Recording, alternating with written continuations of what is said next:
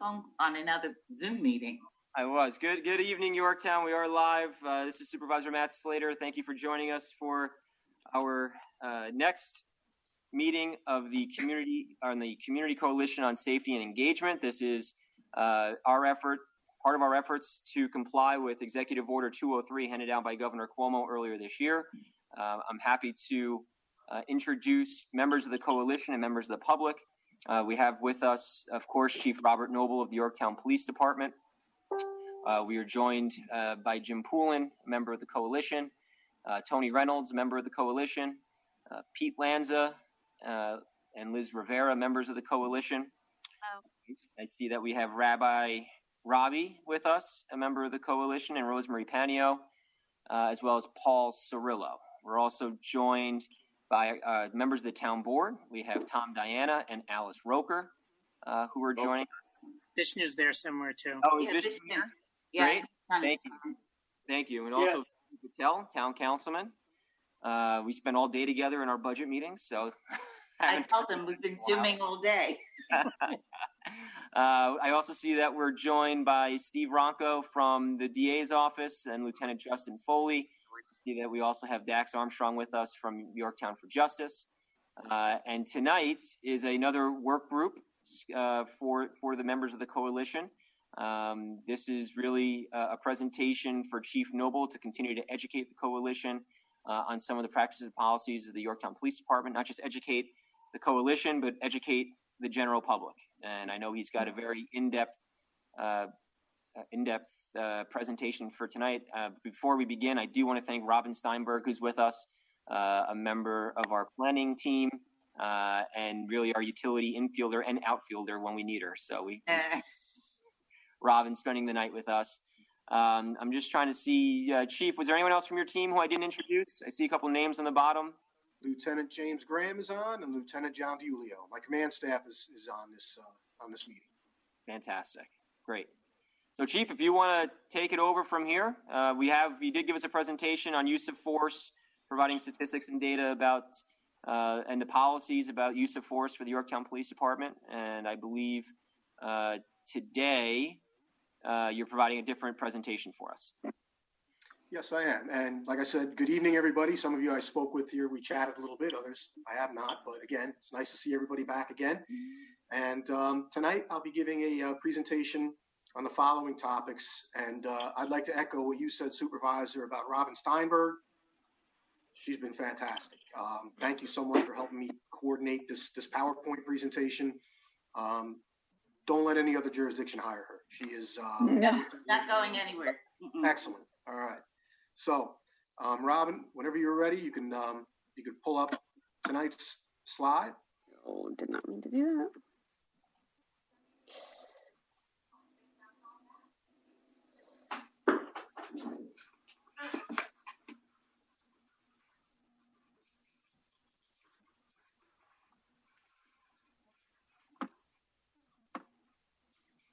Can you see it?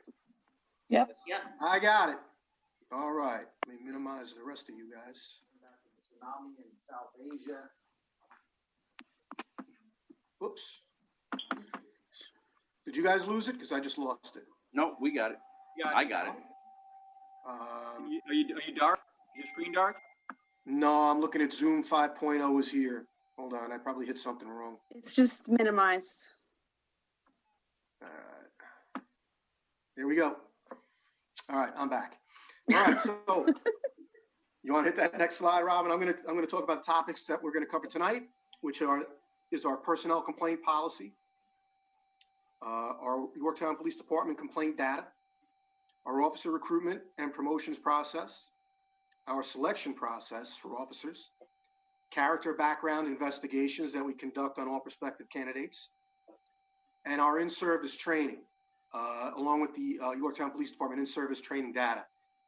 Which I think will be an eye-opener for everyone here. The amount and the depth of the training that our officers receive, and I think this will pull the total package together based upon what I presented last week, and our policies and the data that I'll bring tonight that'll show you that you have an outstanding and an excellent police department that protects and serves the Yorktown community. So with that, we'll start with our personnel complaint policy. And we get the next slide. And a statement of purpose. The purpose of this policy is to improve the quality of police services. This is accomplished in 3 ways. First, through the provision of meaningful and effective grievance procedures. Citizen confidence in the integrity of police actions increases, and this engenders community support and confidence in the police department. Improving the relationship between the police and the citizens they serve facilitates police-citizen cooperation, an element vital to the department's ability to achieve its goals. Second, disciplinary procedures permit police officials to monitor officers' compliance with departmental procedures. Adherence to departmental procedures assists officers in meeting departmental objectives, and a monitoring system permits managers to identify problem areas in which increased training or direction is necessary. Finally, third purpose is to clarify rights and ensure due process protection to the citizens and the officers alike, heightening the appreciation of the comparable rights afforded to citizens accused of a crime.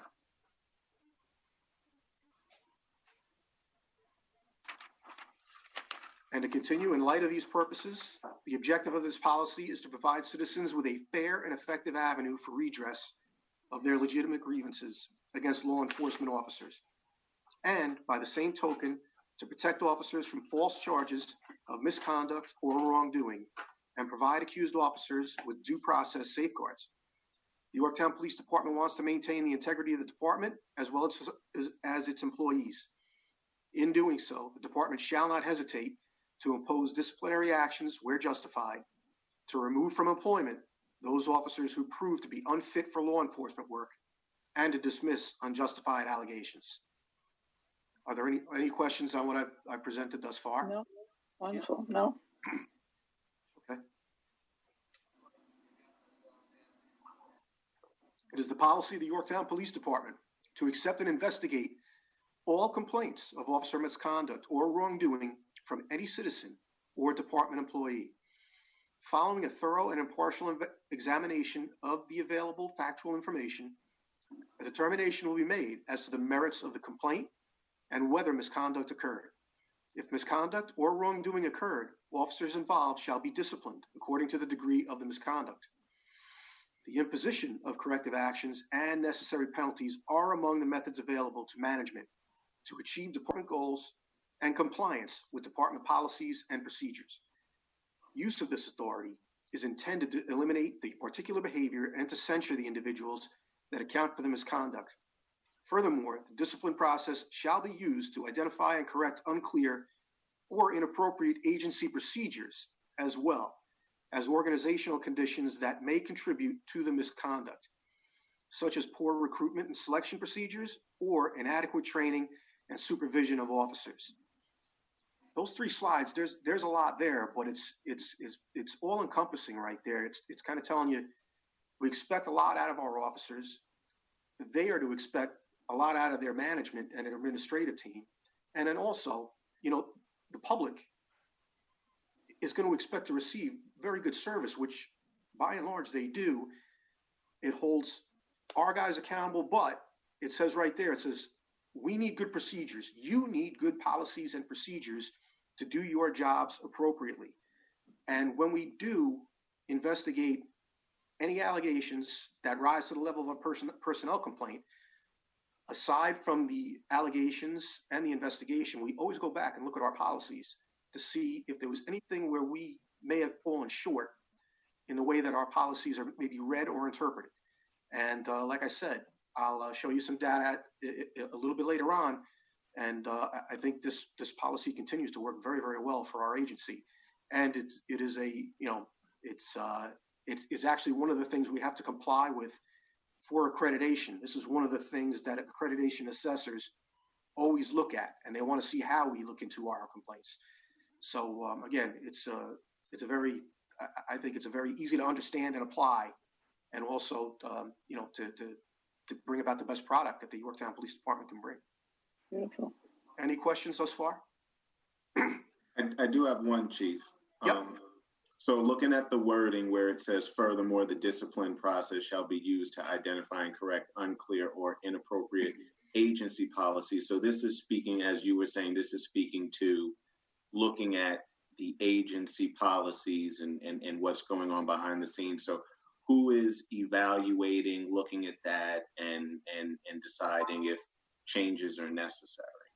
Well, what would happen with that, with any changes in policy, that is, the first step is our administrative level. We take a look at it and we think there's something that maybe is unclear, could be changed.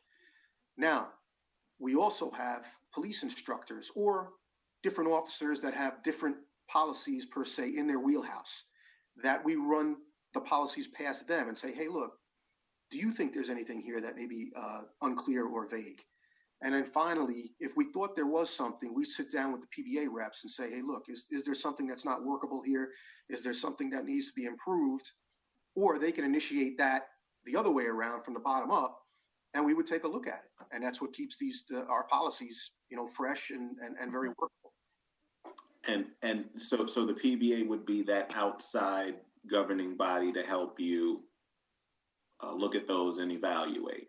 Well, they're bound by the policies. They're, when they go out and protect and serve every day, these are the policies that they follow to do their duties. So, yeah, if we're gonna change something, we want to listen to them, and you know what? If they have good suggestions, we implement them. If we don't think they're applicable, then we wouldn't.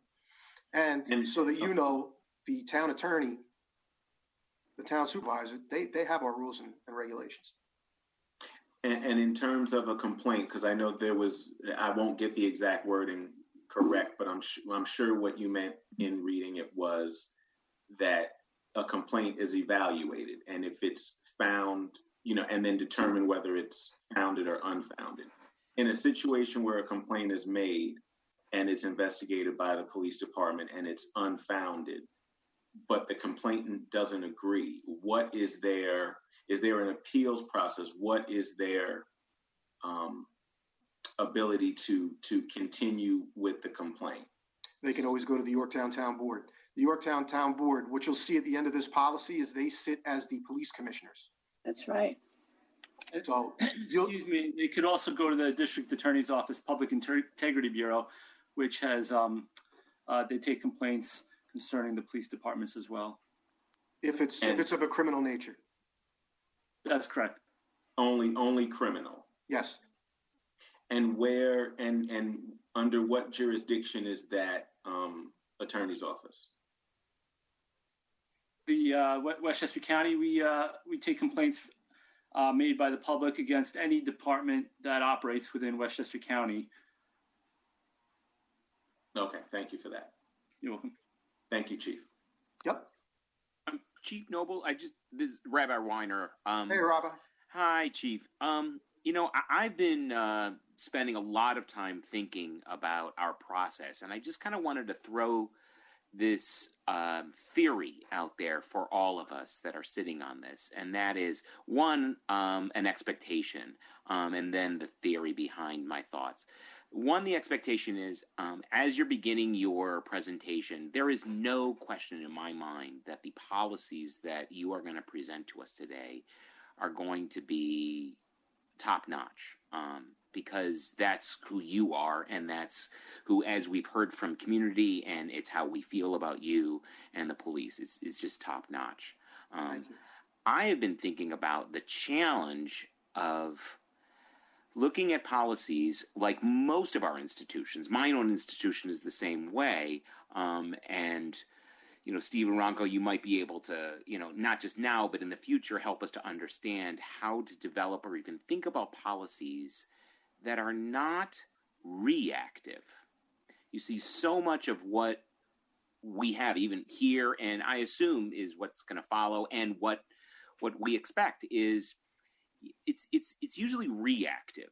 We get some data that there is an issue with an individual or a group of individuals, or something repeats, like just how you have written here is when there's a problem with an officer, we address it with the officer. If there's a consistent issue, perhaps it's the policy, and we reevaluate the policy.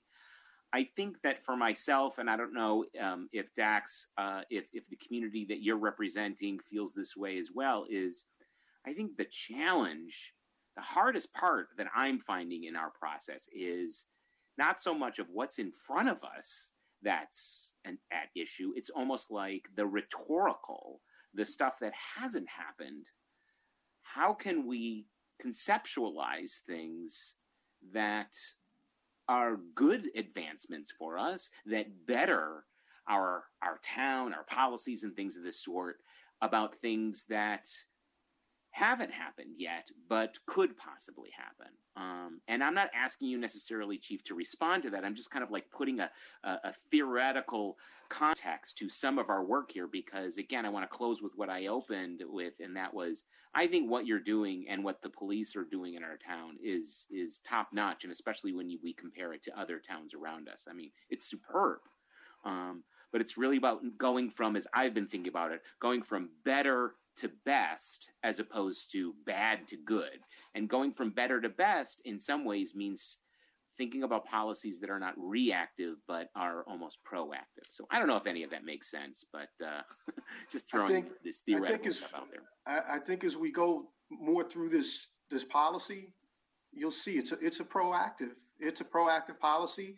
What ifs are always tough. I mean, but you know, like I said, with the amount of and that's what unfortunately, you're going to lose a couple hours out of your life tonight with what I'm going to give you.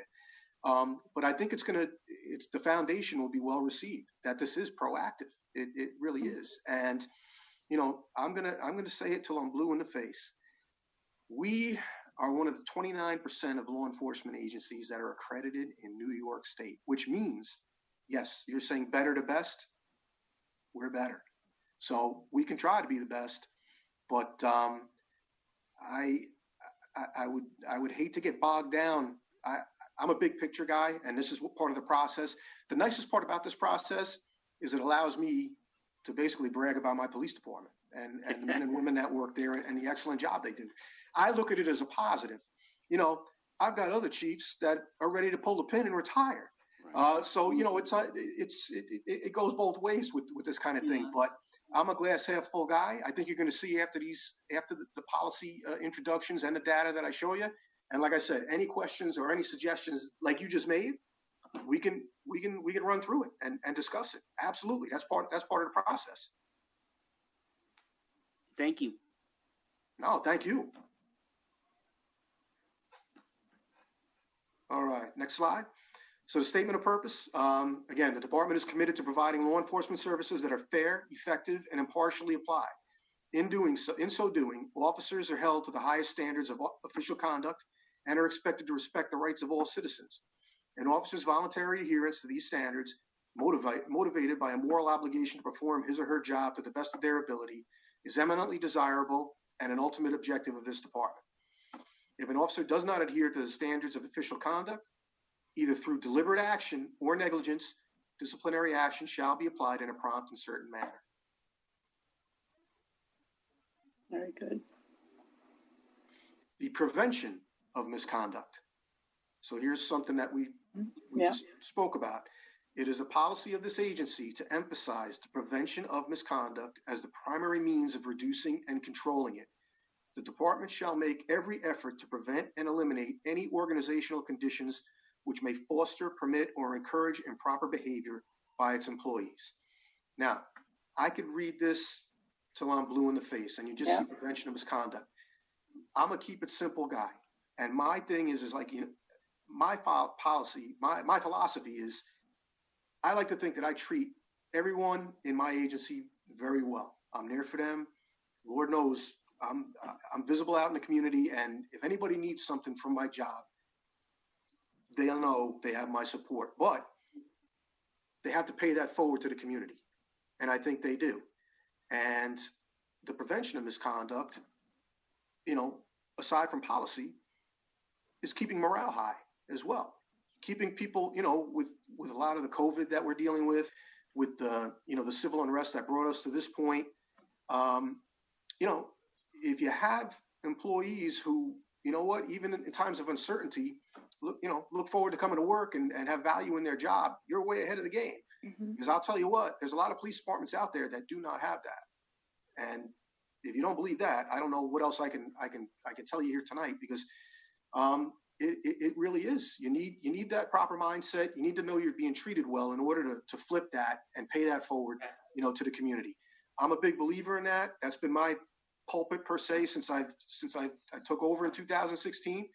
And like I said, I think the data that you will see and the discussions that we'll have tonight, it's there. There's no denying it. Any questions? Well, I think if I may just make a comment, Chief Noble, Sure. I think that maintaining these standards leaves very little to chance. And we can't always think of what might happen. Someone could always be doing something silly. But Yeah. I think dealing with prevention and standards leaves a very narrow road for something to go wrong, which we hope never will. But that's definitely the way to go, in my opinion. Yeah. No, thank you.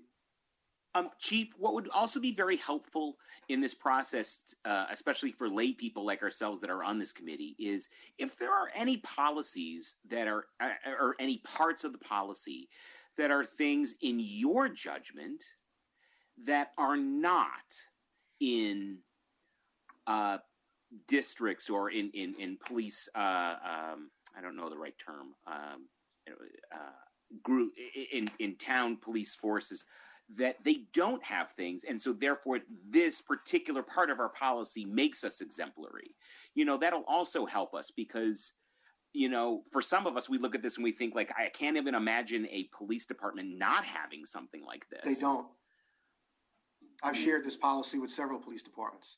And they don't have these types of policies? I know I'm not gonna throw any other agencies under the Right. bus, but I know of two right off the top of my head that don't have a personnel complaint policy. Oh, that's terrible. Thank you so much for that honesty. But that elevates you, Chief, to let us know that. Because that's key, that there are actually departments that don't have these types of policies. That's terrible. Chief, is that part of an accreditation requirement to have this? Yes, it is. This is something that, like I said, the assessors, they look through our files. We have to redact, but they look through our files to see how we go about enforcing, our policy. And like I said, we've come out with flying colors every time. Right. Of course. So why would police departments not I can't speak for any. I attempt won't. to be? I mean, like in said, general, I would think that every police department should be have an accreditation. I can't imagine why they would not want to reach that goal. It would certainly make it easier. A lot of agencies get there. There's a lot of work, Rosemary, that goes into getting accredited. So I can see that there are a lot of agencies that don't want to put in the work. It's so worthwhile, though. It is just so worthwhile. All right, Robin, we can hit the next screen because. I'm sorry. One. Just curious.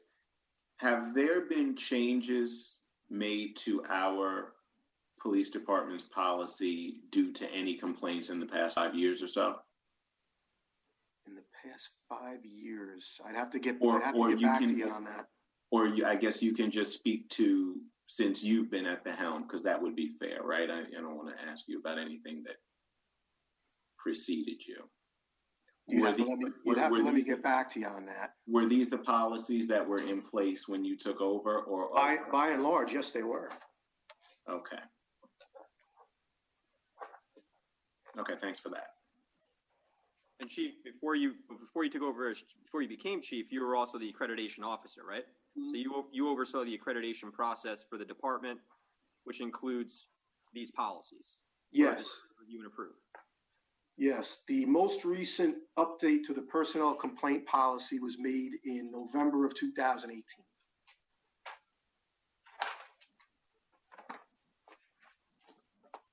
So that's the best answer I can give you right there, Dax. I think this next portion that we're going under, recruitment and selection, is real important to the town of Yorktown for a number of reasons. Well, we're gonna I do have a focus on that after I get through the personnel complaint policy. Oh. This is just, it's included within our personnel complaint policy, just to, to say that finding quality law enforcement officers of the highest integrity is a necessity, to running a professional police department. But we'll go to the next screen because, like I said, you'll see, Allison, in the future presentation, it's in there, as well as training. Recruit training and in-service training is a high priority for the department, which helps in maintaining a high level of proficiency and professionalism in law enforcement and public safety. Recruits shall receive the most current training in the police academy. After graduation from the academy, this is followed by an intense 12-week training period in the field training program. This training is one-on-one with a trained field training officer. Newly hired officers within this department who have previously graduated from the academy and have prior police experience with another jurisdiction will be assigned to the FTO program for an 8-week period. Wonderful. All right. So again, we don't just take new recruits out of the police academy and send them out into Yorktown without having another 12-week assessment with our highly trained field training officers. And, there's times when after that 12 weeks, yep, this candidate's ready to go. There's other times where we extend them and they get another 2 to 4 weeks. And usually after that, we're good to go. That happens at times. And also the 8-week program, again, that's the minimum. If they're ready to go after 8 weeks, we send them out there. If they need a little more time, we give them more time. Chief, going back to one of the questions I asked before, is that a policy that we can find in other departments around Northern Westchester, or is that something that may be unique to Yorktown? Your training policy. I would think any accredited agency would have a training policy. Got it. And this specific, the field training officer program, that's standard throughout Westchester County. Okay. All county agencies should be following that protocol. Right. Thank you. Beautiful. Yep. In-service training. Now, that's another thing that's what I'm going to close this presentation with. But in-service training is designed to reinforce the skills learned in the police academy and to keep training up to date and current. This training includes, but is not limited to, legal issues, first aid, and CPR, use of force, firearms, defensive tactics, tactical issues, and other training issues as required. This training is designed and implemented with the intent to maintain the highest standards for public safety and professionalism in law enforcement. This commitment to training exemplifies department's commitment to quality service the community receives. Now, I can tell you firsthand that this is going to be an updated policy to include procedural justice, implicit bias. We've already been doing it, but like I said, we're hoping that all of our agency policies will be ready to roll, updated at the end of 2020. And at that time, I'll submit them to the town board and the town attorney, and you guys can have a look at it with all the updates. But because our rules and regs are quite voluminous, this is an update that we will be making. Good. Supervisory responsibility. Proper training of department supervisors is critical to the discipline and performance of patrol officers. Emphasis shall be placed on anticipating problems among officers before they come manifest in improper behavior or debilitating conditions, identifying potentially troublesome officers, identifying training needs of his or her officers, and providing support in a consistent and fair manner. Again, trying to be proactive, letting our supervisors know that they're the first line. Our sergeants see our police officers every day that work for them in their squads, and they are our first line of defense, our sergeants, and they do a very, very good job. The lieutenants deal a lot with the sergeants. They speak with the sergeants. And again, I have a dialogue with just about everybody in my agency. But again, my lieutenants are probably the folks that I work the closest with, along with the sergeants when I do see them and chat with them. But again, high emphasis on supervisory responsibility. Very good. Okay, our categories of investigations. Category 1 complaints are all complaints concerning department members which allege 1, unnecessary or excessive use of force, 2, false arrest, violation of a specific criminal statute, corruption, gratuities, serious misconduct, insubordination, other complaints or allegations as directed by the chief of police. Well, that gives you, Chief, a lot of control there with that number 8. Wow. Well, you know, if you're going to hold me accountable for everything, you got to throw me a bone once in a while. You know, Why and- he's chief. what's that? I said, that's why you're the chief. Yeah, that's why I'm the chief. Going Does back to, and what I also want to say is, Does that you know, include not giving you your coffee the way that you like it? Does that, is that a complaint? No, I'm easy. I like it plain. You just pour it in a cup and I'm good to go. But what I'm most proud of is, number one, number two, there's been no complaints of unnecessary or excessive use of force. Like I told you in the last presentation, we've made close to 1,500 arrests since 2016, and no complaints on use of force. It's like I said, you want to talk about de-escalation. I think we practice non-escalation. So we can go to the next slide now. Chief, I just want to make a note that we've been doing arraignments in Yorktown, and at the arraignments for a defendant, the defense attorney has an opportunity to address a possible issue, and we inform the attorney of the procedures to file a excessive force complaint with our office. And since I've been in Yorktown, we haven't received one that I could think of. Now, those are done in confidence too.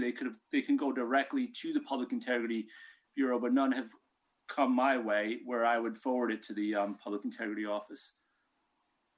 Thanks, Steve. Category 2 complaints. All citizen complaints relating to inadequate service, discourtesy, improper procedure, and any other allegations involving members of the department which are not included in the preceding category. Complaints defined.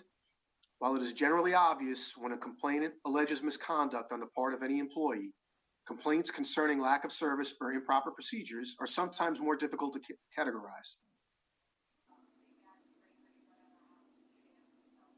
In many instances, a citizen may be merely requesting information or clarification of a policy or procedure.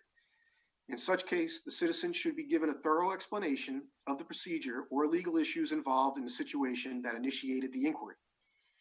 In some cases concerning alleged violations of Category 2 offenses, the supervisor receiving a complaint may be able to resolve a complaint without filing a formal personnel complaint report.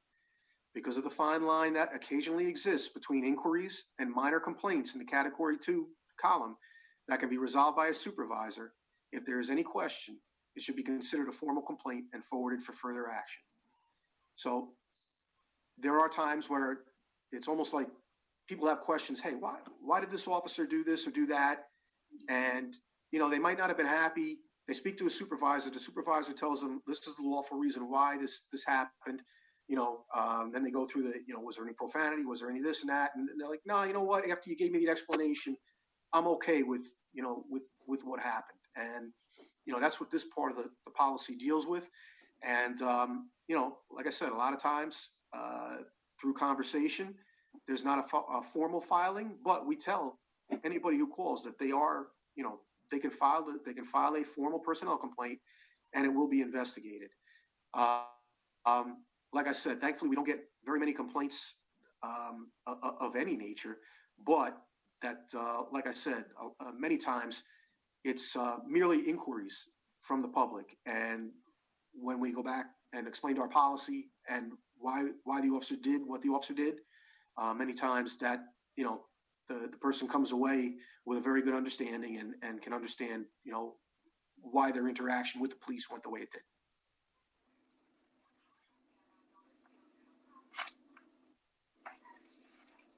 The procedure for accepting personnel complaints. Any personnel complaint, regardless of category, may be lodged at the headquarters main desk or with any member of the department.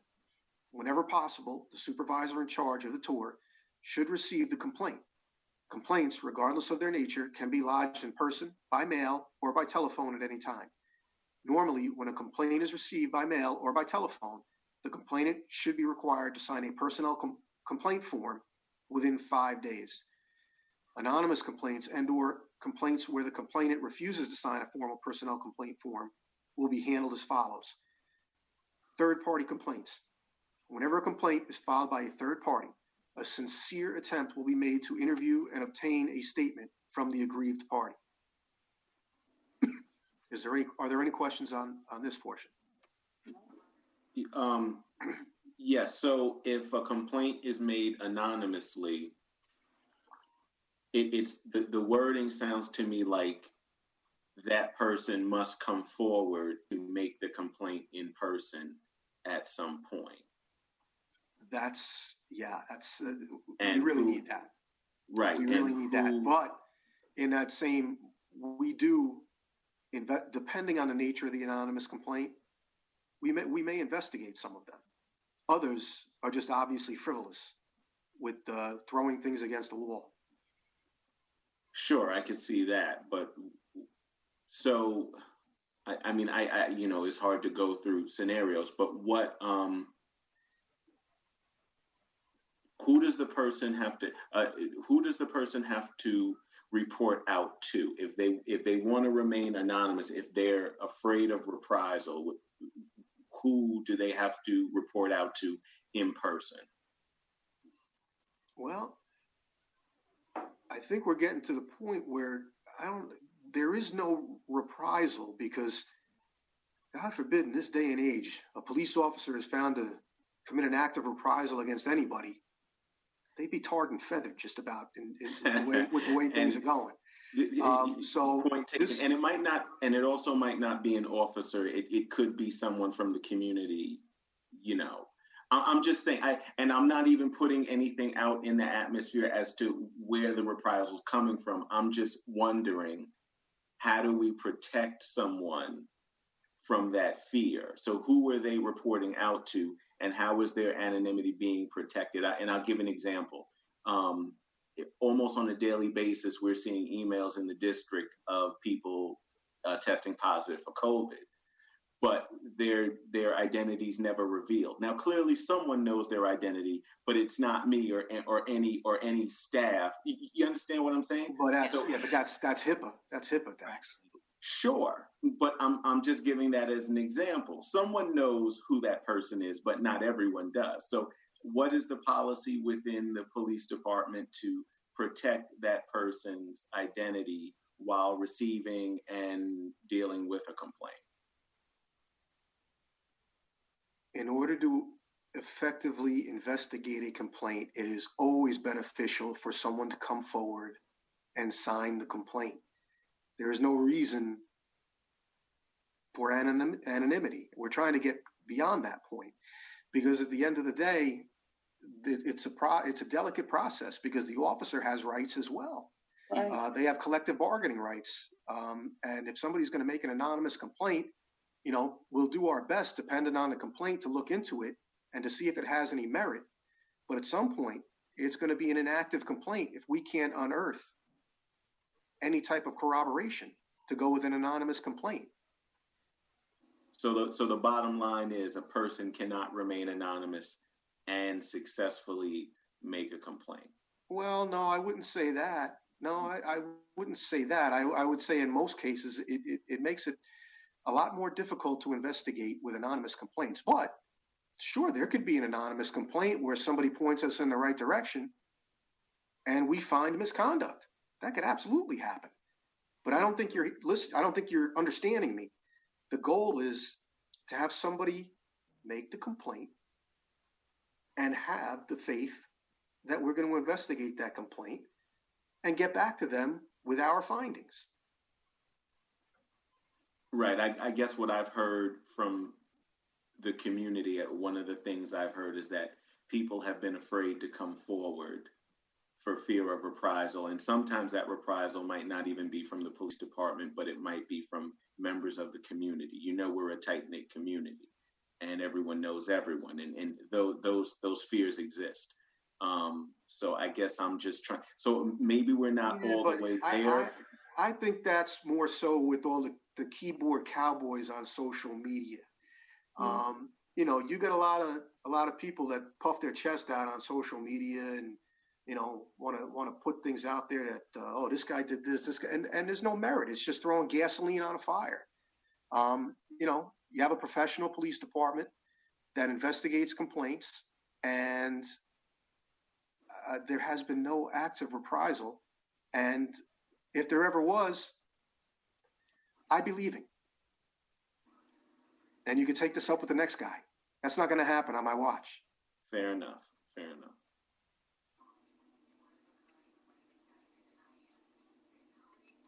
All right, procedure for accepting personnel complaints. The category 2 type complaints, if after a 5-day period, the person refuses to sign a formal complaint, he or she will be notified that no further action will be taken on this complaint until the complaint is signed. If after 1 month, the person making the complaint or the anonymous person making the complaint does not sign the personnel complaint form, the complaint shall be labeled closed by lack of complainant and filed. The category 1 type complaint. In this category of complaints, the division commander who received the complaint will immediately meet with the operations commander and/or chief of police for evaluation of the nature and source of the allegation. The depth of the investigation will depend upon factual information received, and a determination will be made if the complaint warrants an investigation, even if the complainant does not wish to sign a personnel complaint form. Oh, good. Yeah, so I think your question is answered there. That's right. Yeah. And like I said, I do have some data. I'll show you. I can't go into specifics on any complaints, but I will show you the complaints that we've investigated since 2016. And how long does a person have to come forward with a complaint? Is there a statute of limitations for that? Well, timeliness is always helps us do our job that much better. Didn't the policy say 5 days? It's 2 years for misdemeanors, 5 years for most felonies. Okay. Yes, those are criminal complaints.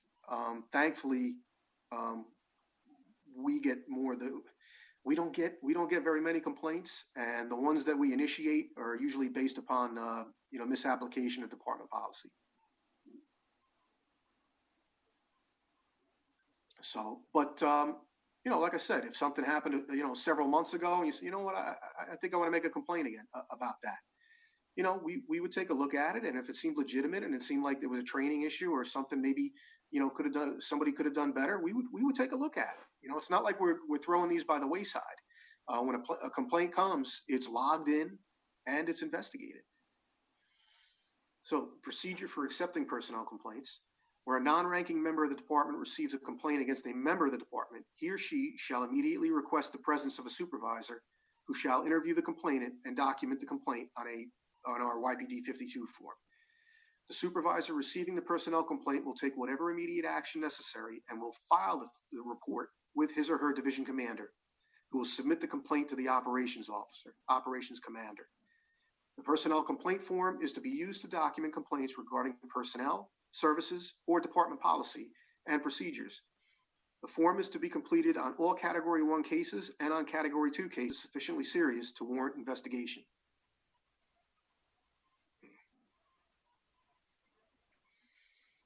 Additionally, if the personnel complaint is of a criminal nature, now here we go. Now I got Steve Ronco on the line. Your chief of the Westchester County District Attorney's Office serving the town of Yorktown, which is Steve, will be made aware of the investigation by the operations commander or the chief of police.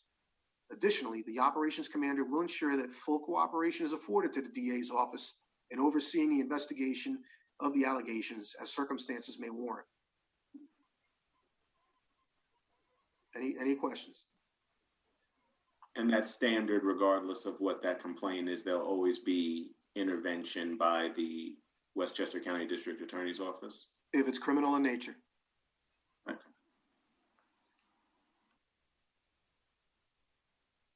Okay, so the Central Complaint Index, the Office of the Operations Commander shall be responsible for maintaining a comprehensive central index of all citizen complaints received by the department. The responsibility of the Operations Commander in relation to the Central Complaint Index shall include the following. Maintain a numerical file of all citizen complaints recorded on civilian complaint forms. Coordinate and review internal investigations relating to citizen complaints. Prepare statistical analyses of the complaints to identify trends or patterns developing within the department or with individual members that may require additional training or corrective action. That's very important. Number 3. Yep. Yeah. Prevention. Yep. Yep. The operations commander shall have the primary responsibility for assigning and supervising the investigation of all Category 1 cases. In any situation or incident of a critical or emergency nature, the person receiving a complaint shall immediately notify the operations commander, who shall assume or assign the responsibility for the investigation. Investigation of Category 2 cases will be assigned by the operations commander to the appropriate division commander, who will assume or assign the responsibility for the investigation. When personnel of more than one division are involved, the operations commander will designate a particular division commander to be responsible for the investigation. So again, you've got a lieutenant who is basically overseeing any investigation. They are not the investigator per se, unless the complaint is made against the sergeant, but they manage the investigation process.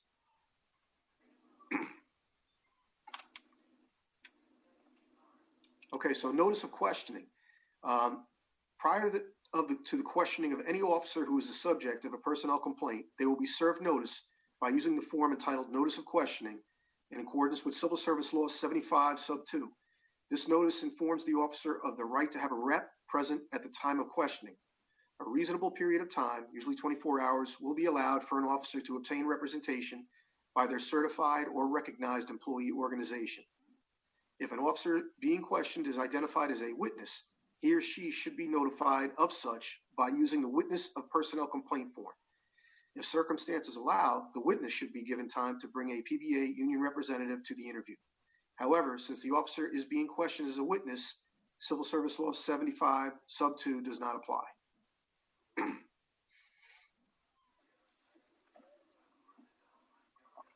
The adjudication of complaints. The results of the investigation shall be recorded on departmental memorandum. The completed investigation, including original copies of all investigative reports, will be forwarded to the operations commander. After final review, the operations commander will make these reports available to the Westchester County District Attorney's Office only if the complaint is of a criminal nature. The completed report of the investigation conducted shall be forwarded to the Chief of Police. At the discretion of the Chief of Police, findings of misconduct may be given to the appropriate division commander for review. The division commander will review the findings and the officer's personnel files, and if requested, he or she shall submit a written recommendation concerning disciplinary action to the Chief of Police. Disciplinary action for substantiated instances of misconduct will be at the discretion of the Chief of Police. Are there any questions on any of this?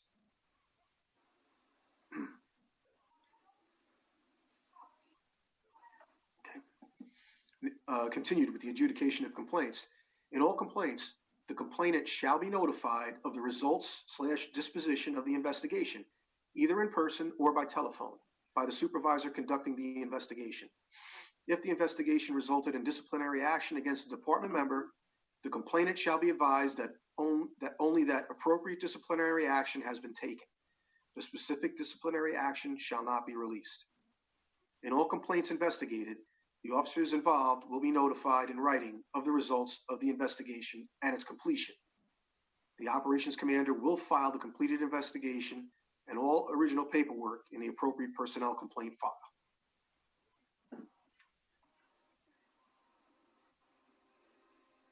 Okay, so since 2016, we have investigated 9 personnel complaints. None of the 9 complaints involved the use of force. Only 2 complaints were made by a civilian, 16-03 and 19-01. The remaining 7 were initiated by the department's administration. So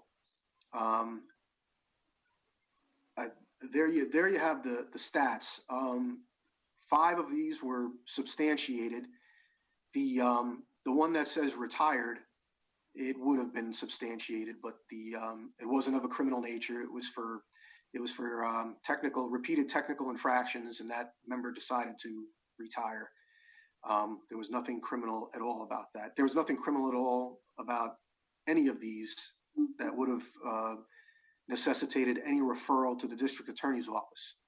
Now, In addition, what you'll see at the end, I believe is there. I did review it. I know it's there, but in January of each year, I come to the town board with these complaints, and I present them to the board.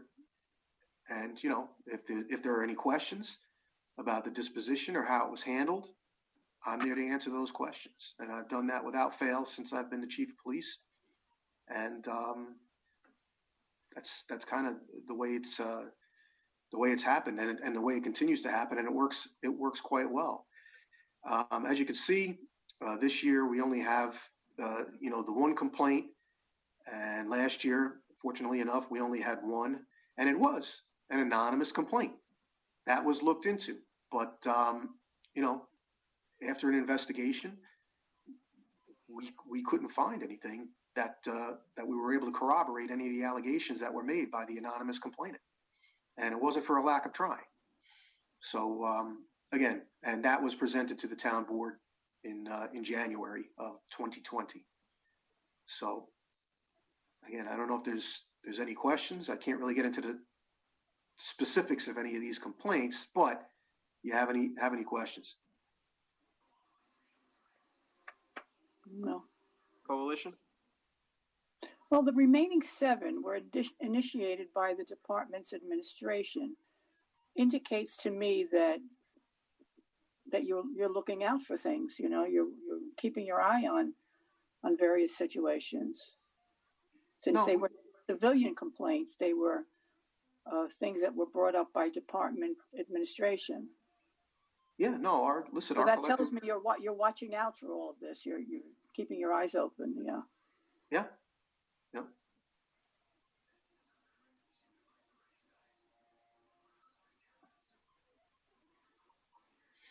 Now here's our personnel complaint report form. I thought it important that you see that.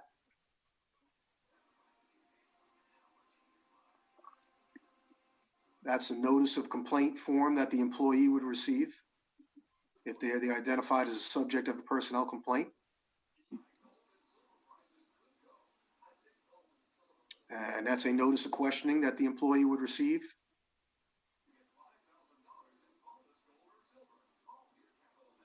And also the complaint form that I'd spoken of the witness of a personnel complaint.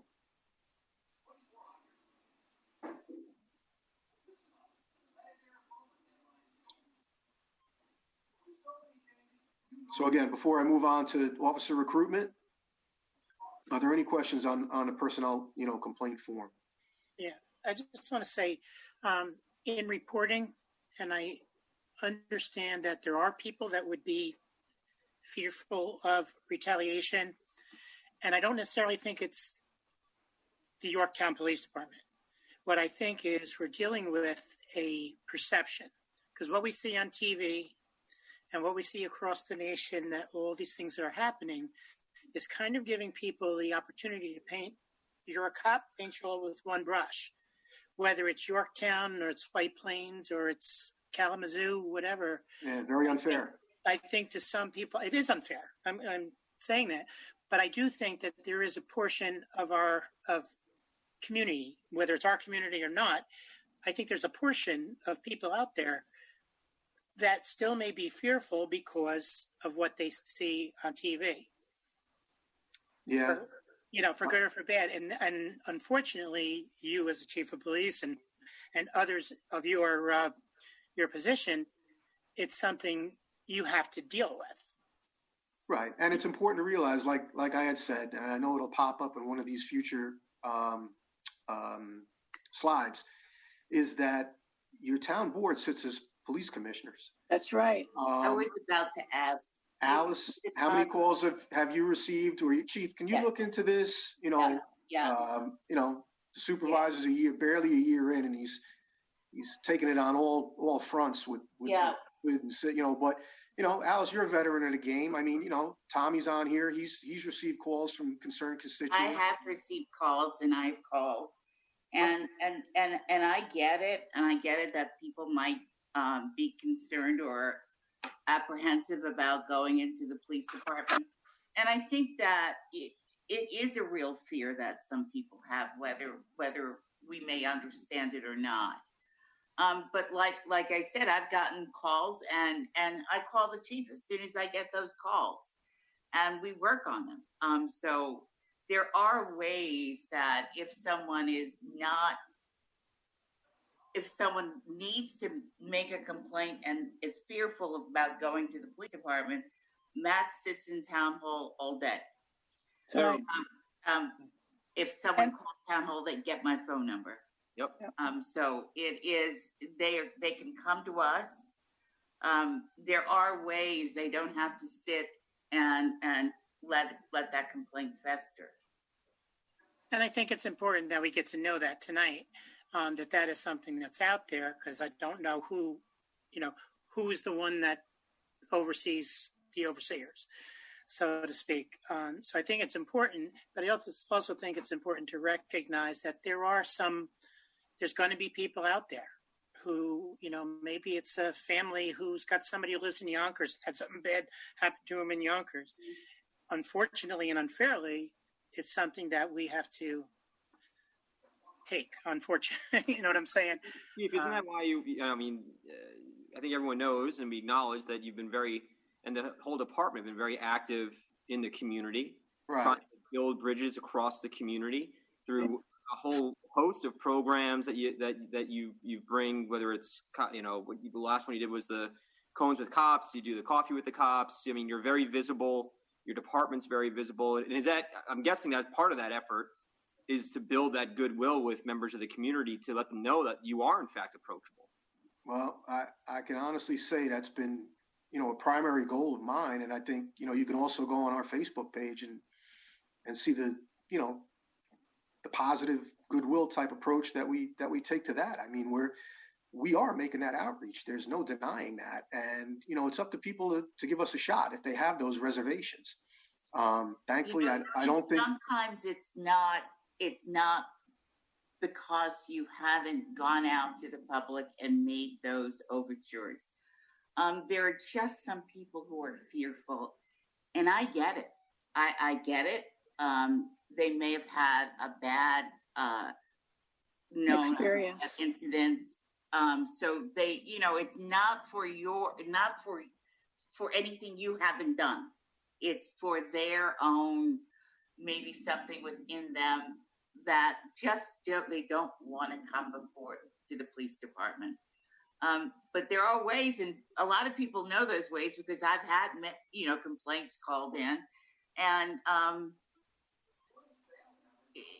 if they're, like you said, if there's somebody that has a complaint, but I have to tell you, I got to put that shoe on the other foot. I remember getting a copy of this letter that was sent to the newspaper one day about me. And in it was a letter with all these lies. And I'm sitting there going, oh my God. And I remember calling the newspaper and saying, you're not going to print this, are you? And he said, no, we don't print anonymous letters. But I don't know who wrote it, but I know I didn't do any of the things that were in it, So it's a double-edged sword, I think, at times. It is. I'm just thinking, and just in my mind, I'm just thinking it is something that, again, for good or for bad, it's there, it's out there, and it may not be in Yorktown. Right. It may not be. And I see you out there, Chief, I see you people out there, and you guys have been good to me personally. But I just always am concerned that, people just have this in their mind that, okay, this happened to me or happened to my cousin from a cop in Chicago, so all cops are bad. It's like blaming all one race for one person's thing. It's like, blaming, whoever, and just painting everybody with a big broad brush. And reality or not, is there. I think people have to know and have to be informed that they should go to their town board. That's why we elect them. That's why you guys get the big bucks.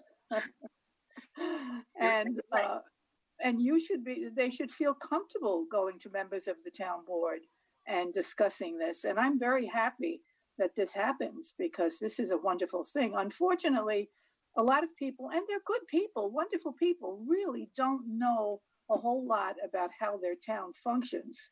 And so this is a good thing. And now somebody brought up a review board. Well, we do have a review board. We have people who've been elected in our community to deal with all of these issues. And, you know, they're good people.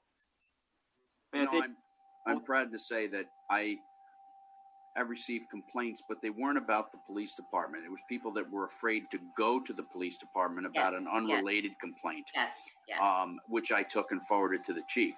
I have, in my tenure on the town board, have not received one complaint on any police officer that's in the department, nor in my time in town, which is about 63 years, have I really seen any acts of bad that these police officers are doing on the road. And I come from the police field, so I would look at these things and see, oh my goodness, he shouldn't be doing that, or she shouldn't be doing that, or what, but it's just not seen.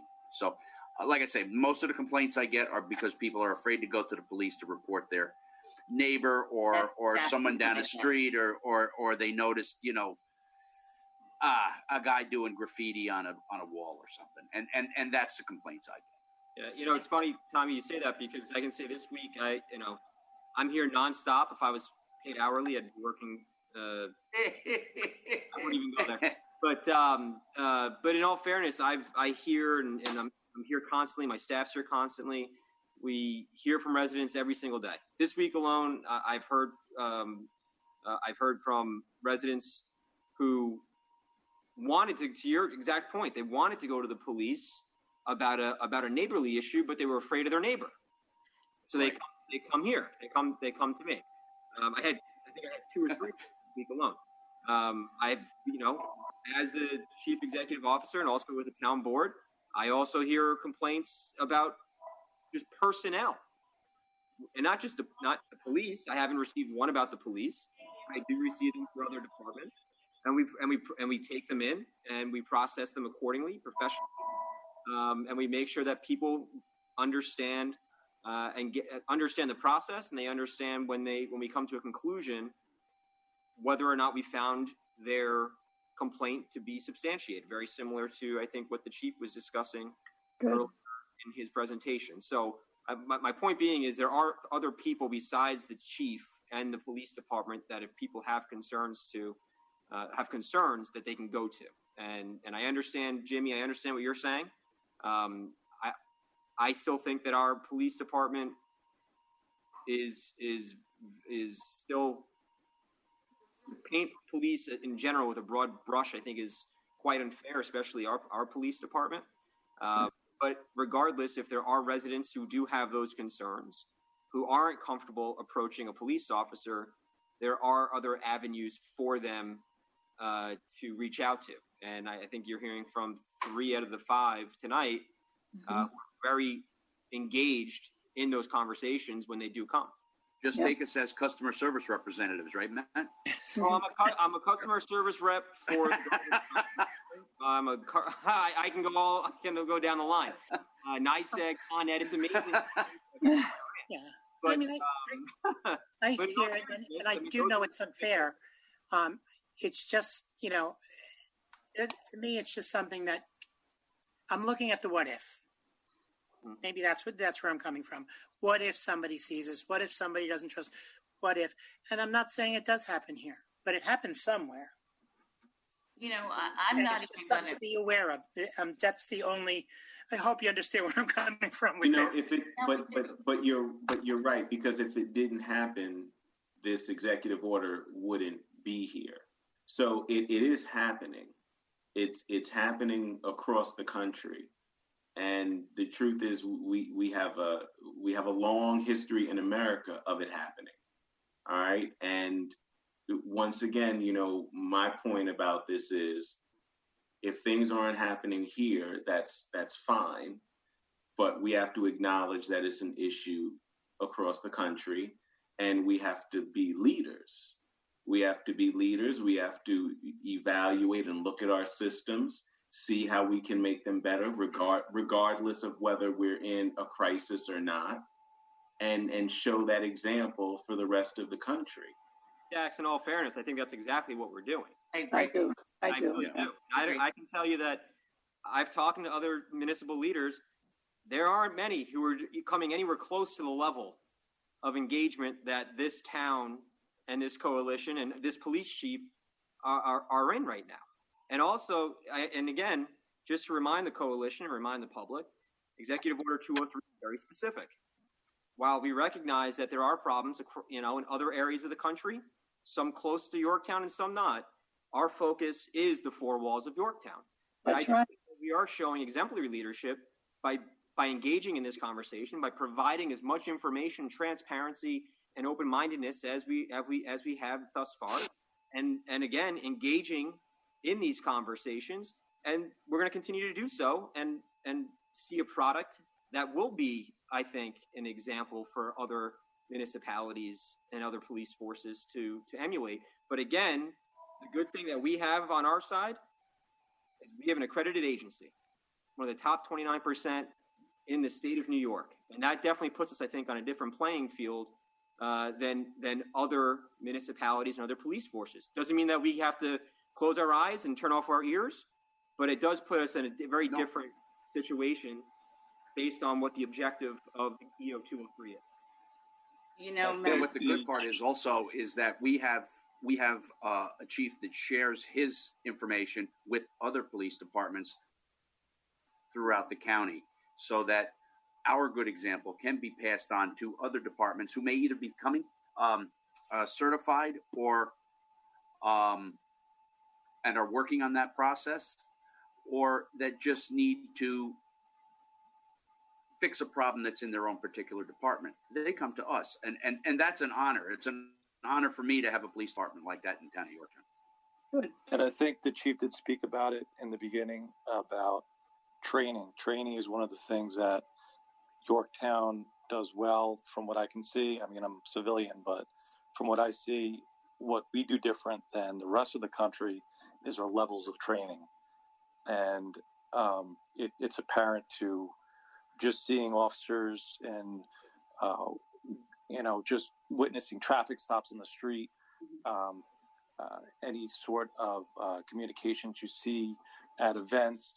They're very connected to the public here, and that comes from training and also comes from the programs that they run. So no one has a crystal ball. No one could say, listen, Yorktown's never going to have this problem, or they are going to have this problem. You can't predict that.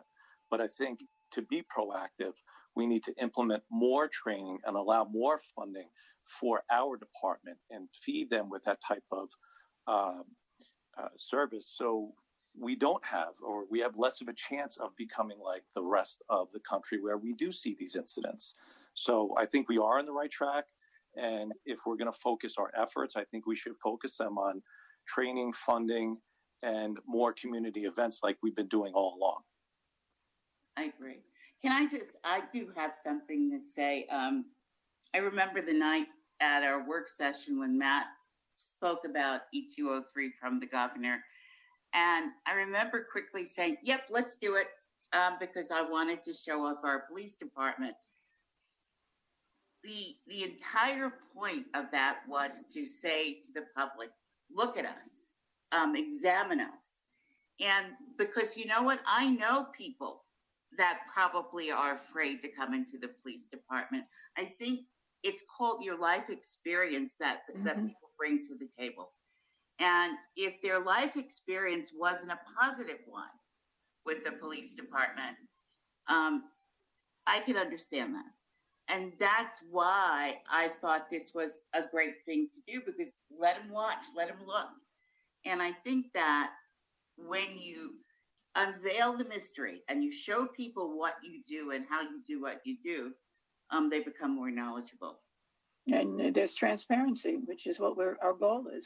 Yeah. I agree with you, Alice. I think that is, I know I had a conversation with Matt prior to meeting this. We were standing outside of the town hall, and I thought this could be a real win-win for the department.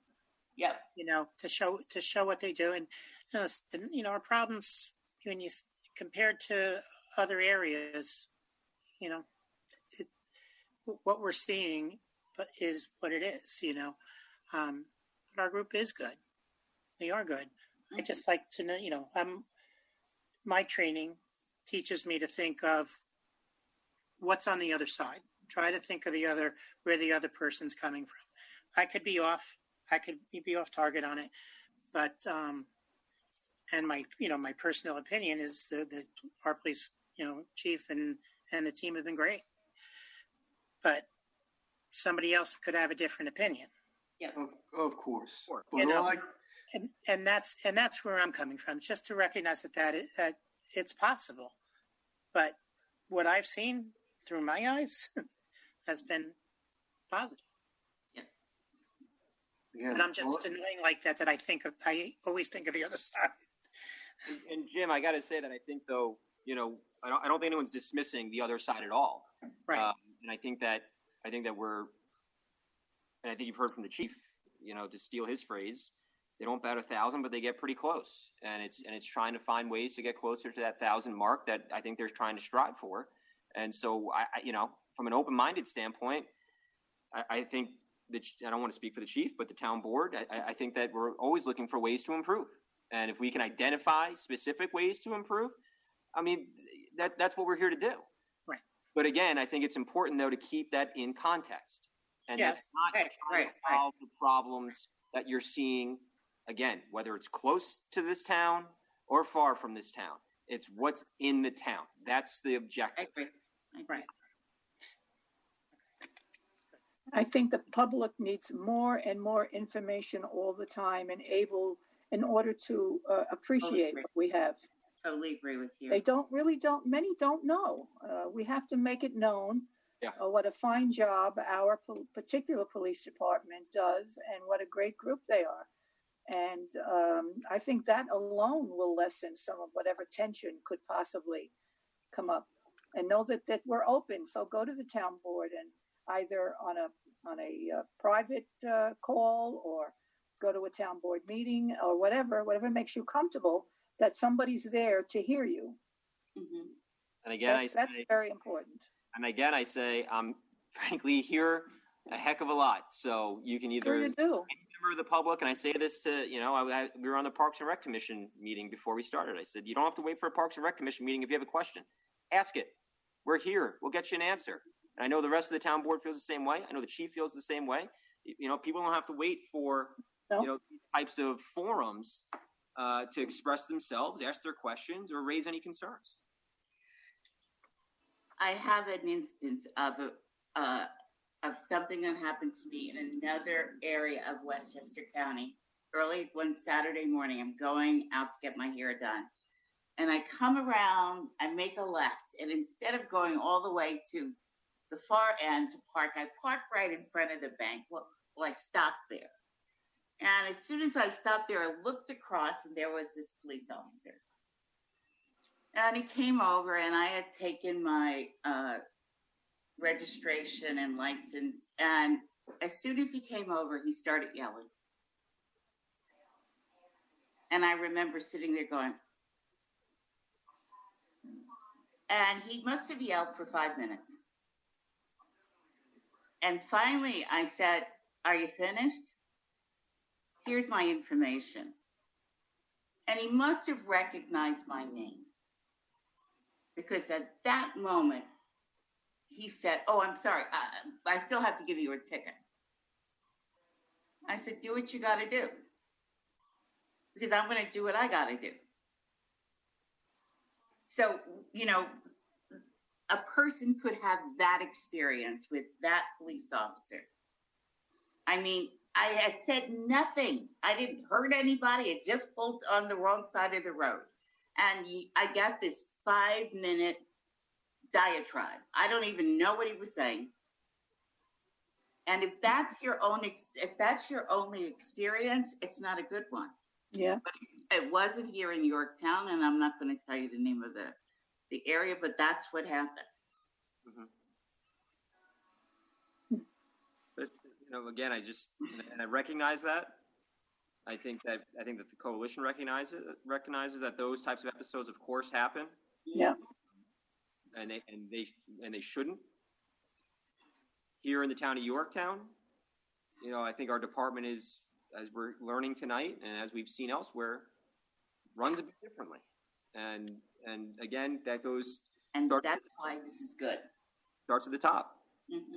Again, that's why I wanted to bring up again those efforts in outreach to building those community bridges to try to break down those walls and those barriers so people are comfortable working with our police department and communicating with the chief of police. I agree. And I know we do that very well. And again, you don't make close to 1,500, a little over 1,500 arrests in 4 years. Zero brutality complaints. Zero use of force complaints. It's almost like, what more can you do? I'm kind of at a loss, but let's keep going here. But that's something that I'll emphasize because, it's to the character and the credibility of the men and women who wear the badge and work in Yorktown. We're not perfect. Everybody has a bad day. Everybody might be a little discourteous here and there, but by and large, you know what? They represent the name on the uniform and the badge that they wear very, very well. You know what I always found as an interesting concept, Chief, was when, if you had to issue a summons and you gave the summons to someone and they said, thank you. And you as the police officer walked back to your car going, oh man, did I really have to write that summons to that person? They were so nice. They even said thank you when I was done.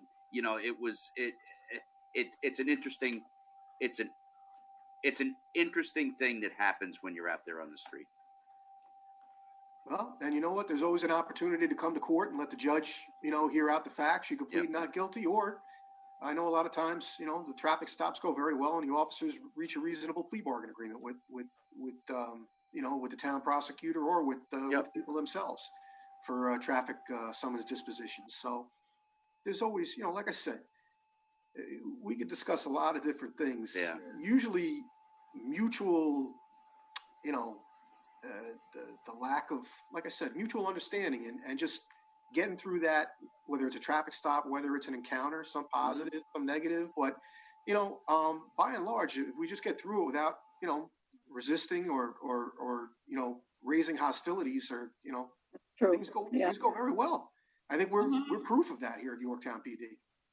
And I think your outreach to young people, all the things is very, very important because then they don't develop those hostilities, which is important. I don't know of any other high schools that have law enforcement clubs.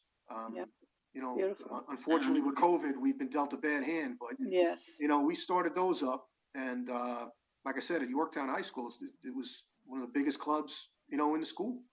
And, it's nice to see that while many of the students may not want to be, law enforcement, gives them an opportunity to meet those who police in their agencies and to ask any questions that they might have.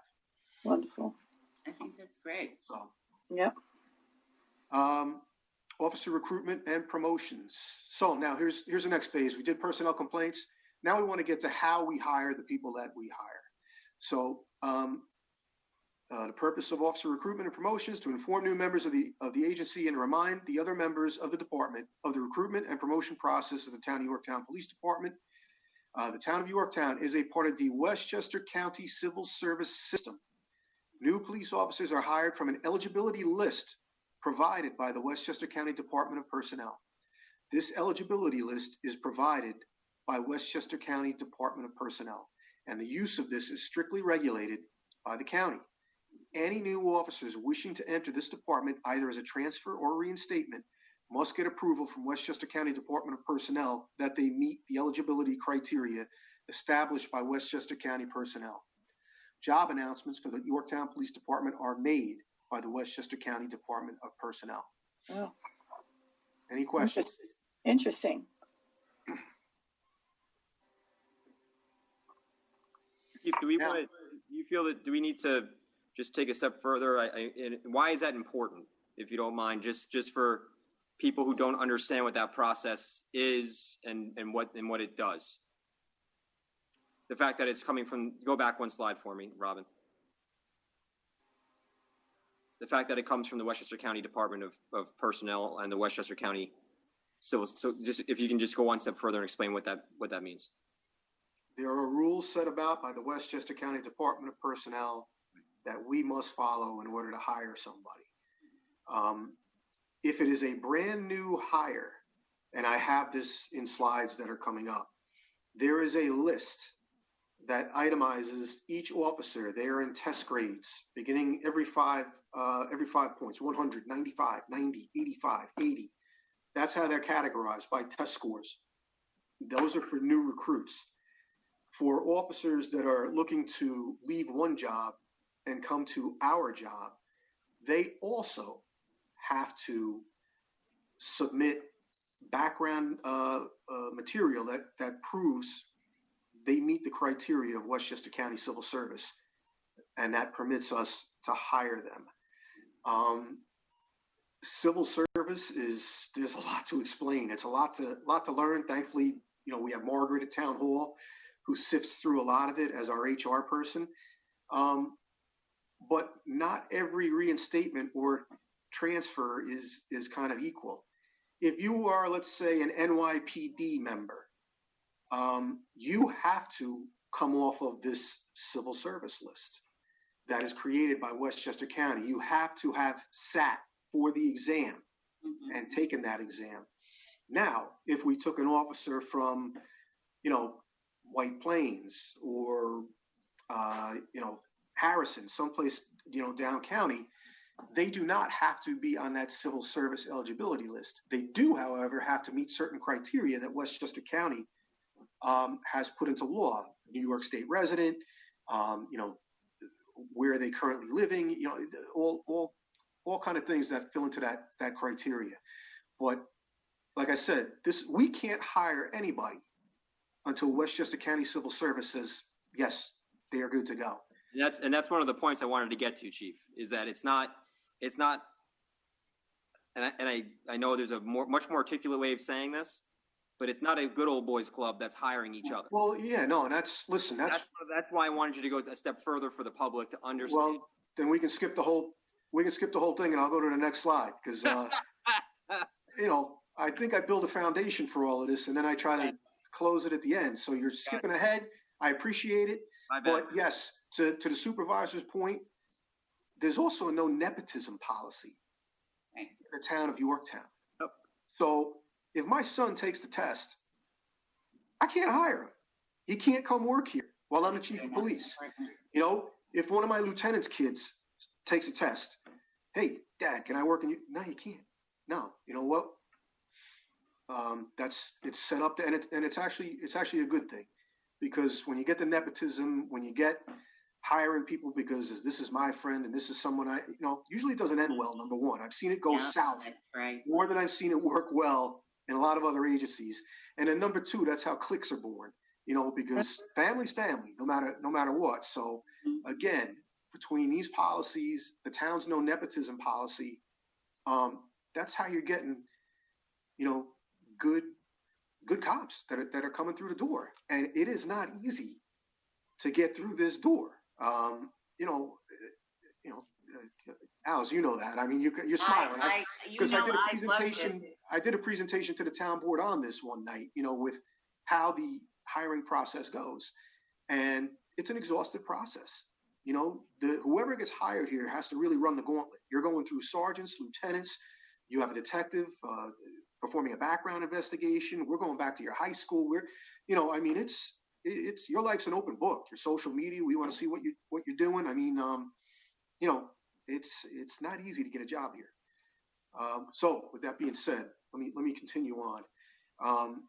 Now this, as far as the officer recruitment and hiring, as you can see, I pulled up one of our accreditation standards. And this is another one that the assessors really look to see that we're following. A job announcement for every entry-level law enforcement officer position is advertised and must include the following: a description of duties associated with the position to be filled, requirements that must be met in order to qualify for the position, information that prospective candidates need to know about the applications process, and a notice that the agency is an equal opportunity employer. Next. And that's all in compliance with Westchester County Civil Service as well. The agency has a written directive that designates a person or positions or agency responsible for administering selection activities. The agency must maintain written documentation that describes all components of the selection process, and they want to see the sequential steps as to how we go about hiring who we are hiring. Next. And these are some of the compliance verification strategies that the accreditation assessors are looking for. I'll let you take a look at that. I don't think there's a need for me to kind of read that to you, but this is what an auditor or an assessor is looking for when they're looking to see that we're meeting compliance verification.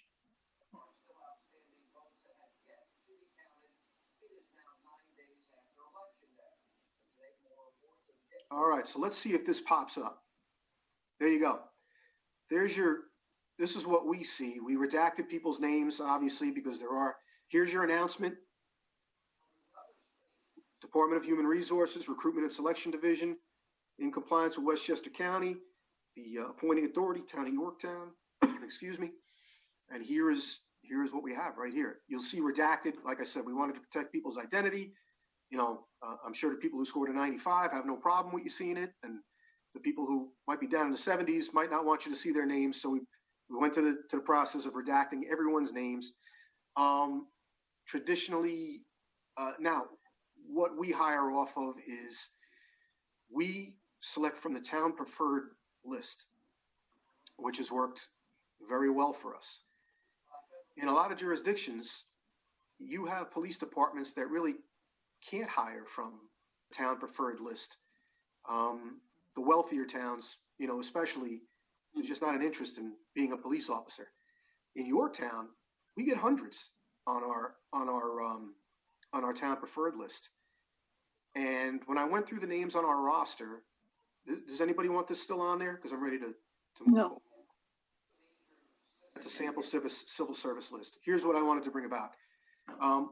48 out of the 59 sworn members, 85% of the Town of Yorktown Police Department either reside in Yorktown, have family that reside in Yorktown, or have children that currently or recently have attended school in the Yorktown and Lakeland Central School Districts. Perfect. What that's telling you is you've got an invested police department. Mm-hmm. You've got people here who have skin in the game in making this town the town it is. And it's a special place, you know, and we aim to keep it that way. And a lot of other jobs, many of them, you got people coming in that really have no ties to that town. It's, you know, it's paycheck. You know, it's, there's not a lot there. I'm sure they're building relationships with people as they police the town. But, you know, when you went to school here or you decided to move here or you have family that are still in the town, I think you get the best product you can get. And like I said, I see it every day. And the data doesn't lie. That we are set up like this really, you know, it goes a long way. And, you know, unfortunately, I don't know when I'm going to be able to this year, but, you know, when I go in those law enforcement clubs, I tell those kids, I'm like, look, I just hope I'm here long enough to hire one of you. Yeah. You know, that I can say that, you know, you were a member of the law enforcement club, and now you're one of us. That's great. And one of the funnier things is, and you know, part of having good morale is having a sense of humor. We have a photo of one of our police officers. He was the DARE Student of the Year in 6th grade. No. He was, I think he was Richie Finn's first DARE student. He might have been, but yeah, he's now one of us. Yeah, but like I said, don't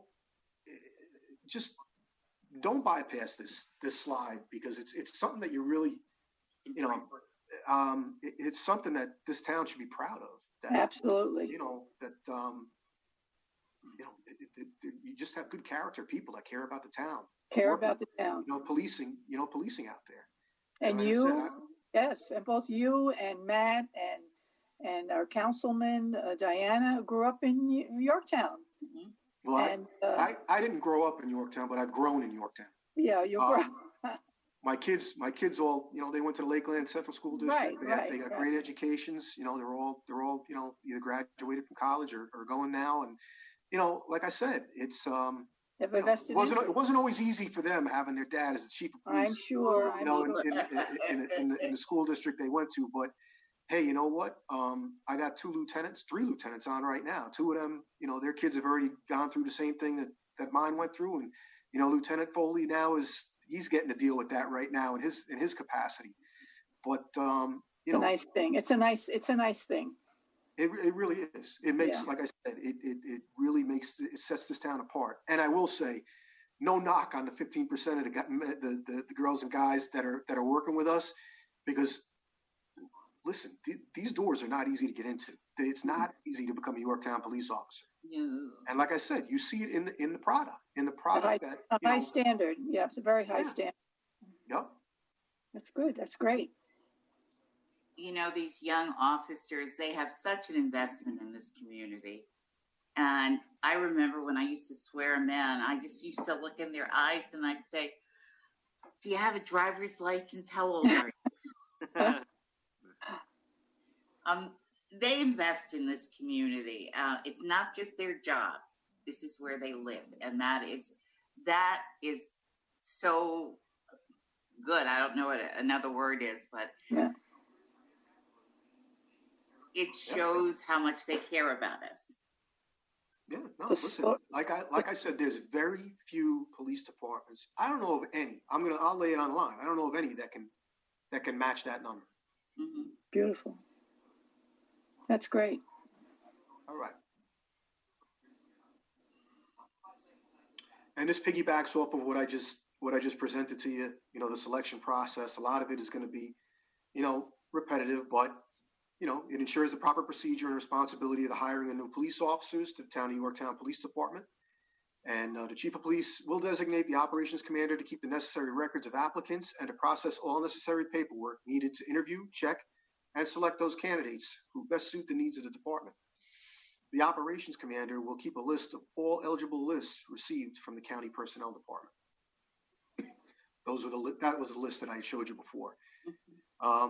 In addition, the operations commander will be responsible for the following: contacting candidates and setting initial interview dates and times, setting candidate agility appointments, arranging for selected candidates to be interviewed at a staff meeting by supervisors, prepare a background investigation form, assigning a detective to conduct a background investigation, and verifying the background investigation is accurate, complete, and fulfills the requirements set by the county's Department of Personnel.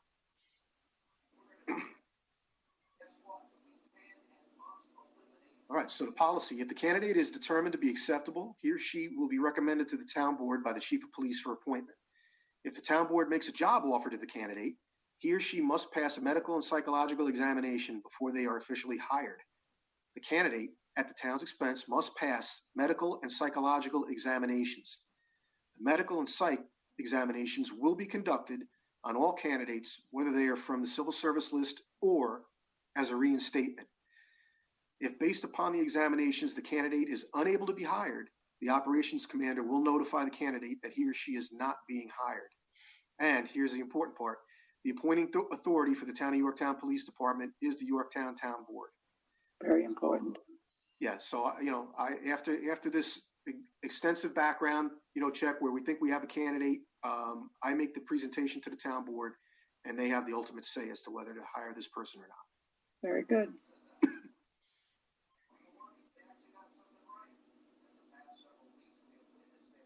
Now, here's a little intro to our background investigation of police candidates. And the representative of government with whom most people come into contact is your local police officer. To them, he or she is a reflection of the character of government, not only of the local community, but to a considerable extent of both the state and federal governments as well. Although not an elected official, the police officer is identified with the administration of government. On this other hand, dishonesty, harshness, and indifference may tar an administration with the brush of corruption, oppression, or civic disinterest. Thus, it is most important that the selection of police officers be both painstaking and prudent in the area of character investigation. Beautiful. Says a lot. Yeah.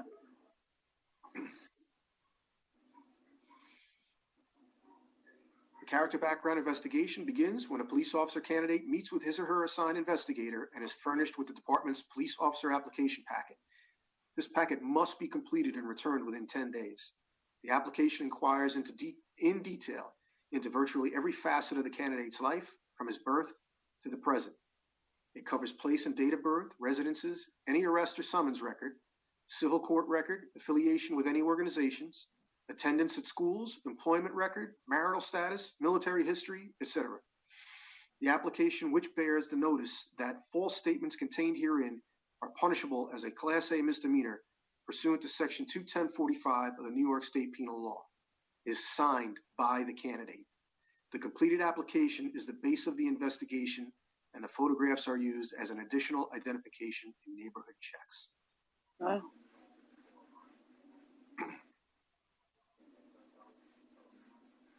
The investigator will review the application for content, particularly noting any deficiencies, inconsistencies, and, in general, those areas where special emphasis may be required. Written requests for any information on file pertaining to the candidate and/or his immediate family is sent by the investigator to various agencies, including the New York State Departments of Mental Hygiene and Motor Vehicles, the Selective Service, Armed Forces, former employers, other police departments in the area where the candidate may have resided, and any other place where pertinent information about the candidate may be obtained. Of course, the records of the Yorktown Police Department are also searched for any information about the candidate. Wow. Field interviews. The investigator makes personal visits to the neighborhood where the candidate has resided during the past 5 years. His habits, his or her habits, sobriety, associates, integrity, and general reputation are inquired into of neighbors, merchants, tavern owners, etc. His home is visited in order to verify bona fide residence, to ascertain the attitude of his wife and or family towards his appointment, and to determine if the candidate has a well-adjusted home life. The visit also affords the opportunity to observe the candidate's manner of living and whether it appears to be within his means or her means. Next, the investigator personally contacts former employers and, in particular, former immediate supervisors.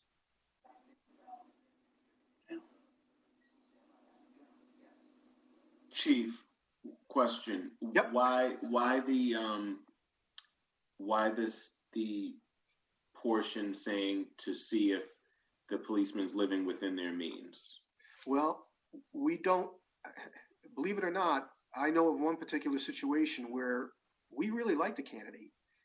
And then we looked at his financial background. It was a mess. And sometimes when you have those stressors, it could lead to future problems. So, yeah, if somebody's really heavily in debt, we're probably not hiring them. I'm talking heavily in debt, not student loans. All these kids have student loans these days, you know, and who the hell knows, they'll probably be forgiven sometime in the future anyway. But, you know, like I said, if you're heavily in debt, we're probably not hiring. That kind of issue is even done in corporations like the one I came from, with the same emphasis. If you're heavy in debt, they can't, there may be things you may do, and you're not acceptable. This is not the first time I've heard of this. Yeah. It's too much of a risk. Mm-hmm.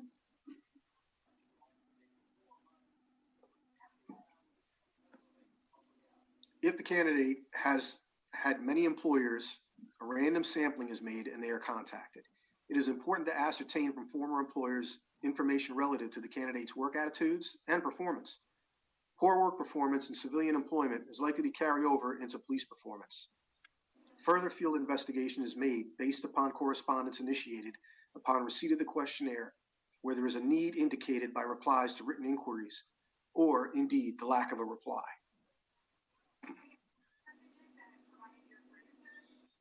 References by the candidate are not requested on the premise that she would be unlikely to furnish any whom he or she was not certain would be favorable in their comment. In addition, to prevent jeopardizing the candidate's current employment, Verification of such is made indirectly during the investigation and in person immediately prior to the candidate's appointment to the Yorktown Police Department.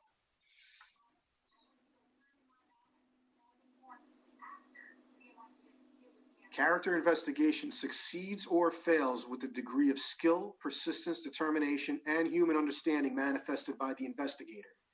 He or she makes the investigation and by his or her thoroughness assures the community of the best type of police officer. All of our detectives who conduct background investigation have received training in the correct manner to conduct background investigations. And that is something we also share with the accreditation assessors. We show that the detectives have attended schools and are certified and can conduct these investigations.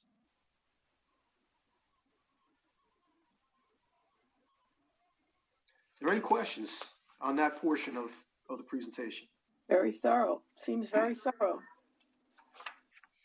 Yeah, so like I said, we don't hire, it's not just the boys club. You really, we want the best. And we're fortunate enough that we get some very good people coming through the doors. And like I said, these policies help us greatly. As long as we follow, it's worked tried and true for us. I'm very happy with, like I said, since 2005, I think I've played a major role in anybody that's come through the door since 2005. And like I said, we've got a lot of good people, good character employees who just, have a history of doing right by this, by the members of the community. In-service training. All right, in order to ensure that training remains a continuous process throughout a member's career, the Yorktown Police Department has established this procedure to act as a basis for the department's in-service program. Policy: the Yorktown Police Department usually conducts regular in-service training programs during January, February, March. I'm not going to go through all of that.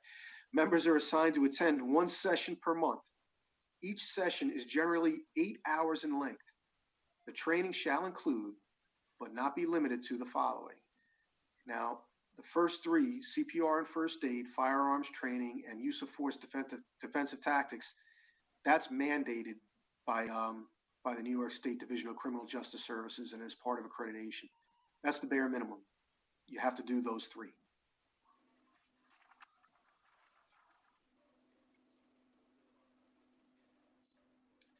The Yorktown Police Department's in-service training program will also cover additional topics as deemed necessary, such as EVOC, which is Emergency Vehicle Operations Course, tactical response, legal and policy updates, emotionally disturbed persons, barricaded person exercises, stress management, crisis intervention as well, sensitivity training, bias crimes, motor vehicle theft, crime prevention techniques, below 100. What below 100 is, that goes hand in hand with EVOC, which the goal every year for law enforcement, well, the goal is not to lose any members of service in motor vehicle accidents. But, sadly, every year, police officers lose their lives responding to calls for service. The goal is to be below 100 deaths, per year. So it's actually a certified course that we have a below 100 instructor on our staff, one of our sergeants, who gives this course every year, without fail, because it's just that important. Up here in this area, we're more likely to get hurt real bad in a traffic accident, rather, thankfully, than being ambushed or anything like that, even though that can happen anywhere as well. Also, unmanned aircraft systems, our drone. We train on that. And like I said, you'll see this is being updated as well, because along with bias crimes, there will be implicit bias, procedural justice, and de-escalation/non-escalation included in the in-service training, which we did this year and will continue to do when we update our policy for next year. At the September staff meeting each year, a proposed training calendar for the following year will be discussed and developed. Patrol supervisors, detective bureau sergeant, and division commanders will all participate in a development of the training schedule for the following year. These supervisors, prior to that September staff meeting, will solicit suggestions from the personnel in their squads and divisions to assist in the development of meaningful training programs. So what we do is we ask our, the cops out there on the road, hey, what kind of training would you like to see? Is there training that we can bring to you, both in service and outside of our doors? So again, those conversations are had throughout the year.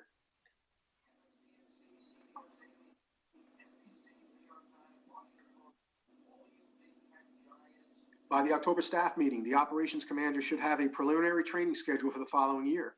That training schedule will be implemented after further discussion at that meeting with the final approval from the chief of police. Training schedule will be adjusted as needed to meet the needs of the department and to meet the following minimum standards for sworn police personnel. Civilian personnel will be assigned to attend those in-service programs identified as being appropriate for their job assignment. So as you can see what I said before, DCJS, minimum of 8 hours firearms training, minimum 8 hours use of force defensive tactics, minimum 8 hours CPR and first aid. Now, moving beyond that,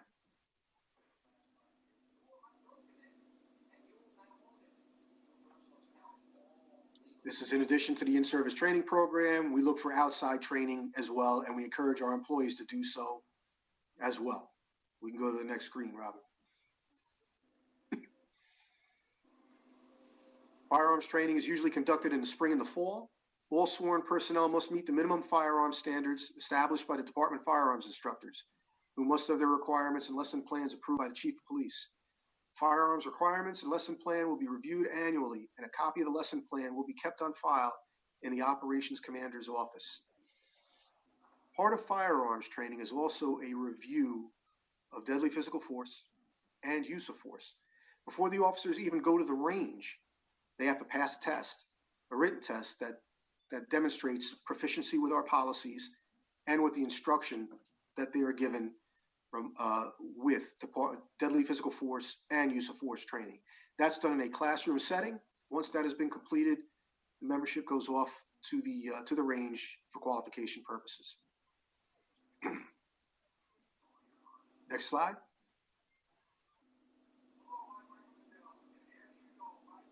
The instructors in the training programs. In the presentation of those subjects selected for in-service training program, every effort will be made to ensure that the instruction is provided by instructors who have successfully completed a Department of Criminal Justice, DCJS, Instructor Development School, called IDS. Minimum instruction topics will be taught by certified instructors. So any courses that are given by any of our personnel, they have all attended the Westchester County Police Academy Instructor Development School.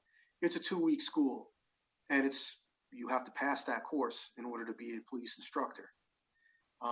Thankfully, I think one of the reasons that we do our jobs as well as we are able to do them is that we have a great staff, and a lot of them are police instructors. The guy who's been our lead firearms instructor is Lieutenant Graham. He's been that for us for close to 20. Jim, how long now? Well, Jim might have stepped out of the building for a second, but it's got to be going on 20 years that he's been our lead firearms instructor, and he takes great pride in the fact that we've never had to fire our duty pistol at another human being in my tenure or in his tenure.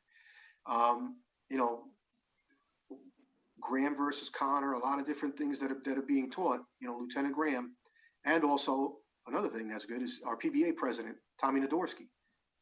He is also a deadly physical force instructor and a use of force instructor.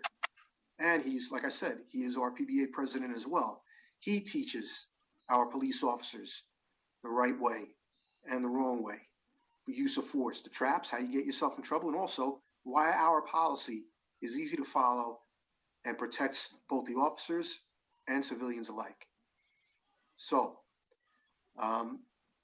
like I said, all of our instructors, DCJS certified. They meet the criteria of the New York State Division of Criminal Justice Services police instructor certification. Training records. All attendance records, lesson plans, test and test results, sample class handouts, annual training calendars and schedules, etc., will be maintained by the operation commander for a period of 5 years. All files will be transferred to the staff division for permanent storage as per their procedures. Note, an exception to the above will be the firearms qualifying score records, which will be maintained by the Chief Firearms Instructor, which is Lieutenant Graham. The Operations Commander, in addition to maintaining the department paper file on training, will have the responsibility to see that all training, both in service and individual, is entered into the department's computer records management system training files. Again, so all of these training files, they are recorded and kept in our department in-house records. And when you see some of the items and topics that we've trained upon and the cumulative hours, it's something that I'm quite proud of. And you have a very well-trained police department. Move on.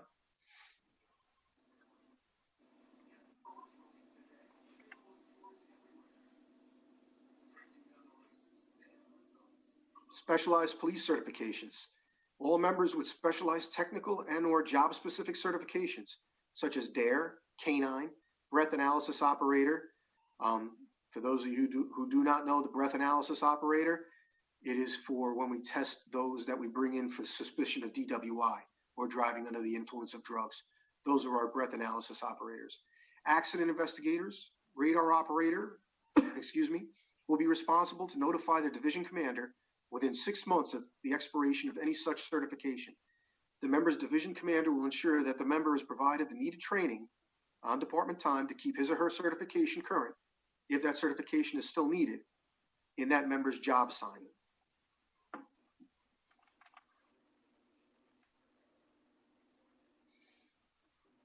In the 4 years, well, since we're going on 5, but in the 4 years, 2016 through 2019, the department conducted 33 in-service training sessions for sworn personnel. Each session consists of a full training day, usually requiring 5 days to get through that training cycle to instruct as many officers as possible. In the 4 years, 16 through 19, we've averaged 8.25 days of in-service training each year, far exceeding the state's accreditation standard of 3 days per year. Throughout all training, reoccurring themes are stressed and reinforced. These include officer safety, de-escalation, professionalism, active listening,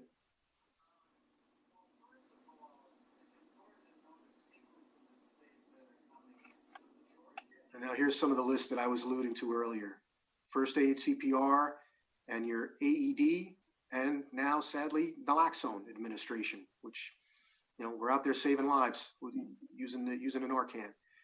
Radiological PPE mask fit testing, continuity of operations planning, sexual harassment policy review, principled policing, implicit bias, procedural justice, commercial vehicle enforcement, impact training. Now, impact training, that is our records management system. It has nothing to do with inflicting impact. I wish the vendor would have named impact something different, but this is what we're doing. It's called impact. That's what they named it. But that's our records management system. Our use of force DCJS review, defensive tactics, taser, oleoresin capsicum certification, that's pepper spray, use of force and deadly physical force policy review and written exams, firearms trainings and qualifications, drone training, physical, mental, and emotional health training, health, nutrition, and fitness training, EVOC, which is driver training, emergency vehicle operation and policy review, DWI reviews and car vehicle stops, legal updates, police updates, constitutional law, especially Graham versus Connor and the Fourth Amendment, off-duty encounters, active shooter scenarios with and without simunitions, and school lockdown drills during the year that we participate in every school in Yorktown. We are there with multiple personnel helping our schools with their lockdown drill procedures. Very thorough. No, there's more. Wow. Additional individual training conducted outside of the Yorktown Police Department, if deemed beneficial to the department, personnel may be assigned to attend. Some of the examples in the past, and this is not all of them, the webinars and also in-person training with the high in plain sight. That's the tall cop for any of you guys who are familiar with that. What you don't what you don't see, you can't understand. It basically helps. The Alliance for Safe Kids is big with that as well, helping parents identify potential drug trends that may be in their house with the kids. Legal updates, constitutional matters, and tactical training. Incident command systems, emergency management, active shooter drills, the citizen response to active shooter event training presentations. That's crazy. That's something I'm proud of as well. We were one of the few communities that brought this, and we hit a lot of houses of worship. The last one we hit actually was I think the yeshiva back in January. We were out there and we did it. It was the first time we had ever done a training out there, and it was, I tell you what, it was really nice. And again, we were able to hit several houses of worship. Rabbi Robbie, I know we hit Temple Beth Am with this valuable training. And again, it was something that thankfully I have talented individuals that work for the Yorktown Police Department that were able to bring this training to a lot of different houses of worship. Reality-based training instructor skills, narcotic detection and investigation skills, supervisory skills and liability, street crime seminars. A-RIDE is basically advanced DWI detection before you become a drug recognition expert. And again, we are one of the few agencies in Westchester County that has a drug recognition expert on staff. That's Sergeant Matt Rasiopo, who I might add was the co-valedictorian of his drug recognition expert course. He does an excellent job. We're one of the few agencies in Westchester County that has one. Recruit officer training, field training program, canine narcotic and patrol training, general order policy reviews. I could go on and on. Social media investigations. You guys could take a look at the rest of that. It's a pretty extensive and exhaustive list of training that's provided to the members of the Yorktown Police Department.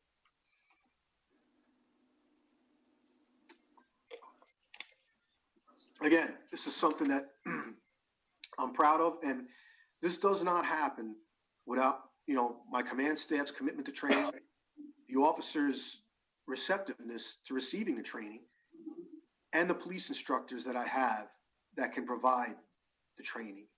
A lot of that goes into this. If you look, we logged 6,617 training hours in 2016.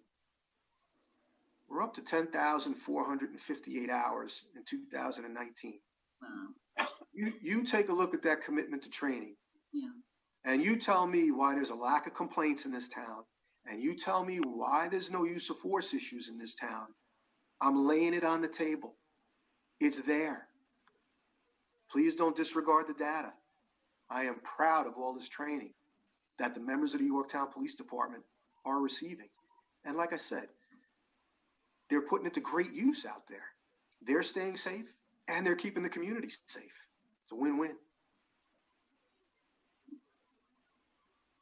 Great.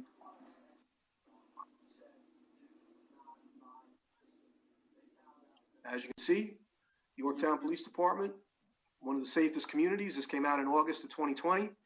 I would need beyond distance glasses to read that narrative to you. But suffice to say, it was very complimentary of our community. And, I think I can see my part of the narrative where you see me say, help us help you. That mantra is a big part of the Yorktown Police Department's community engagement efforts. And it says in the United States, it's not a statewide, it's countrywide. Yes, Am I mistaken? No, you're right. Wow. I'm impressed. So again, like I said, when you hire good people, you have good policies, and you provide these people, your officers, with up-to-date and important training, this is who you have policing your jurisdiction, your town. You got great people.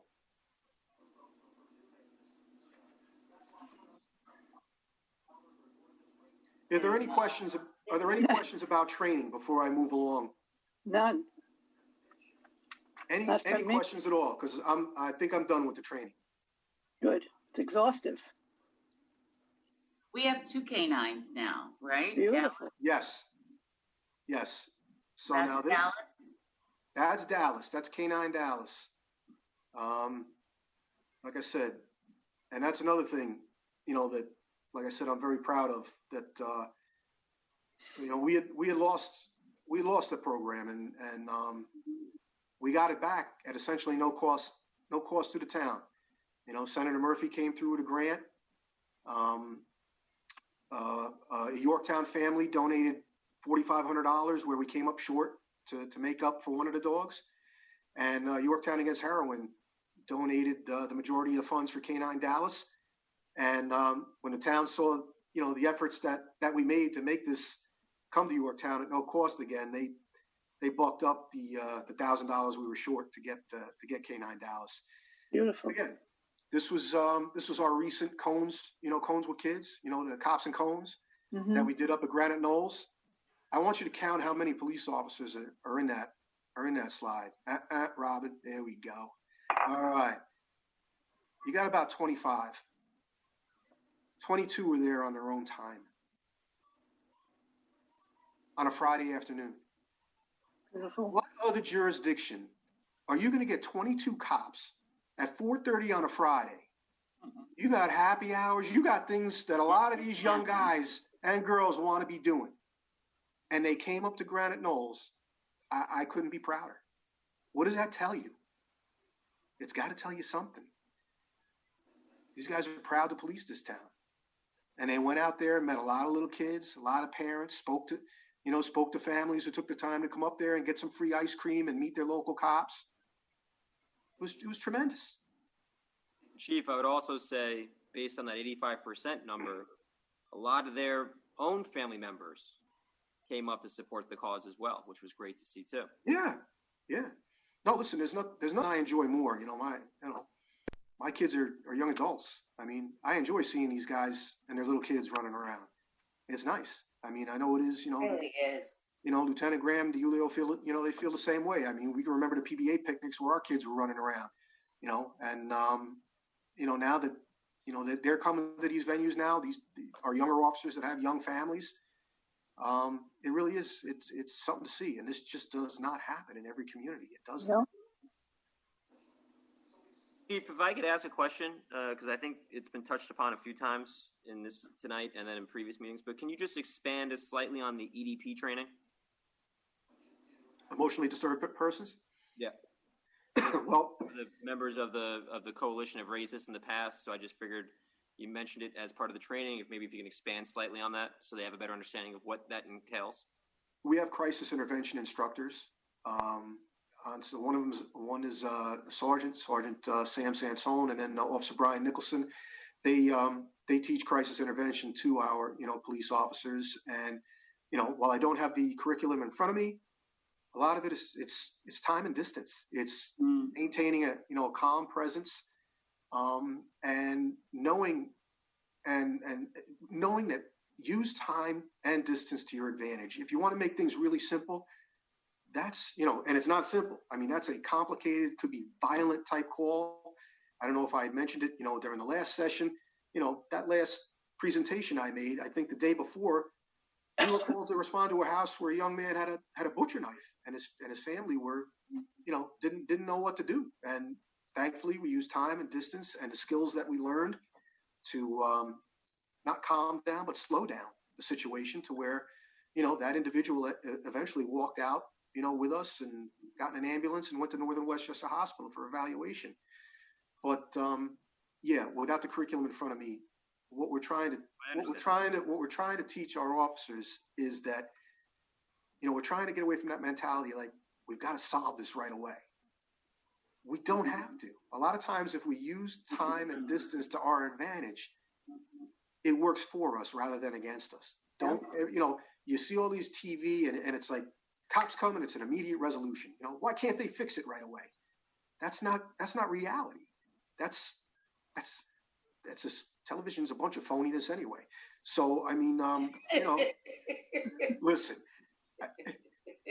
television is professional wrestling. That's all. You're asking me. I'd rather deal with people, straight up, rather than get my information on TV. So, but again, that's what we're teaching our officers, and the proof is there. Some things are unavoidable, but again, that's where getting a device like the BolaWrap that you saw, in the newspaper today. Yeah. It'll give us another tool. Sometimes it won't be applicable. We can't, we won't be able to use a bowler wrap in some such situations, but there will be some where we can proactively maybe subdue somebody by using that and give us a little bit of an edge if we have to take down somebody and for their own safety and ours and get them the help that they need. Did I answer your question enough on that, Supervisor? Absolutely, no problem. I understand. I didn't mean to trip you up on it without having the curriculum in front of you. Like I said, I just know that we had a couple of people who've raised this in the past, so perfectly satisfactory answer. Well, that goes part and parcel into Alice brought up earlier about having Vidat and maybe Colin on, because what I brought to the town board's attention was that back in my day when I was a cop out on the road, there was a mobile crisis unit, and it's almost you would have mental health professionals that would either A, ask you to come into the house with them and make sure it's safe, B, you go in the house first and tell them it's safe and then they can come in, and then C, at some point, okay, officer, you can wait outside. I think we're good here. We've got a rapport, and we would leave. Mm-hmm. But it's just not that easy. There was an incident that happened in Poughkeepsie the other night. This exact scenario played out, where mental health professionals asked a police officer to go in and meet with an emotionally disturbed person. Cop goes in, this guy comes charging out with a screwdriver and stabs the cop in the neck and stabs him repeatedly. Thankfully, that officer survived the encounter. But again, emotionally disturbed people, those are just 3 words. Until you've actually dealt with somebody, and Jim, this is your wheelhouse. Jim, this is your wheelhouse. Until you've actually dealt with somebody who is emotionally disturbed and violent, it's tough you can't sit. It's difficult to sit and judge police officers who are faced with that situation. Yeah. I called the county and spoke to the legislators, explaining about the program you told us about. They didn't know about it because they haven't been there that long. The doc said he would go find out about it and find out when it was ended and why. And I said, well, everyone is talking about giving aid to the police officers. This would make a difference. And this is a countywide program. It makes a lot of sense because no one community has enough money to pay for these professionals. Absolutely. So we will get an answer. Yep. So yeah, like I said, that was the mobile crisis unit. Yep.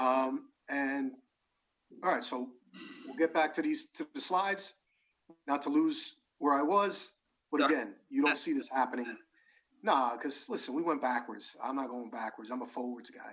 So again, I don't want to diminish from the amount of cops that showed up that day and really did an outstanding job representing their town and their police department. Again, community engagement. There it is, right there.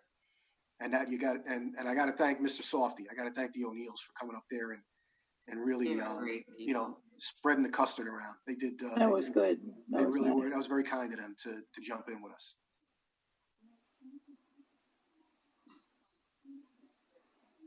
Here's some of the photos, from the cops and the cops and cones day. Again, just it was nice to mix it up with young families and the young kids, and of course, K9 Dallas was a big hit.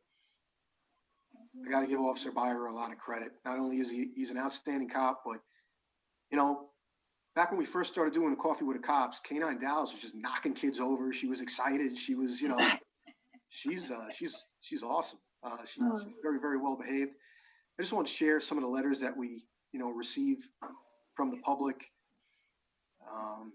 just so you get a taste of, and thankfully I began, don't ask me why, but thankfully I began saving them. We have a binder full of them at the Yorktown Police Department.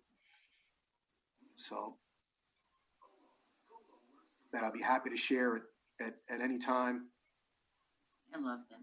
The Scouts, Boy Scouts, Girl Scouts, that's the one thing, one of the things we miss being able to do is that we give tours of the police department to the scouts. And, obviously with COVID, we can't be doing that right now. But, I look forward to hopefully getting that vaccine rolling and getting, letting the kids come back into the building and giving them those tours because they really, really enjoy it. And you want to talk about win-wins, the cops enjoy it too. I mean, it's nice. It's nice to see the kids come in there and be excited, meeting police officers and getting a tour of the buildings. I think my 5-year-old will be one of the first ones to sign up for that one, Chief. All right. Dying to do it. There we go. We'll even let him drive a police car. Don't tempt him. He probably would drive it. He tried driving my car the other day. Don't worry. Oh. All right. Next. Here's a few more examples. The one on the left was from July of this year. We had a resident have his own law enforcement officer appreciation day at his residence. That is wonderful. I am sorry that I was away because when I came back, I went to the house to personally thank the gentleman and his family because a couple of our guys actually went to this event, and he has such a nice. Wow, what a great setup he's got between the pool, the patio. I would have almost felt like I would have got my 15 minutes, like in Caddyshack, like you were at Bushwood, because he had such a nice spot. But again, we've got people opening up their houses to us to say, hey, look, thank you for what you're doing, and we want to grill for you, and we want to let you come here and meet you and say hello to you. The one on the right is from that it's handwritten. My God, who does that these days? And nobody. And just the message just of such support and telling us to keep the faith and keep doing what we're doing. It goes a long way, and I'm glad to share that with the members of my agency, and I'm proud to share that with the members of the public. Nice. The letter on the left that's what I received. Our agency received from St. Mary's Food Pantry. As you know, we had a lot of food delivered to our agency during COVID. When both the officers and their families, there was a lot of uncertainty, a lot of stress. And, we received overwhelming support from the community in the way of kind letters and especially food. I guess people realize that cops like to eat. I don't know. I don't quite know why, but I'm proud of my agency. We decided to give back.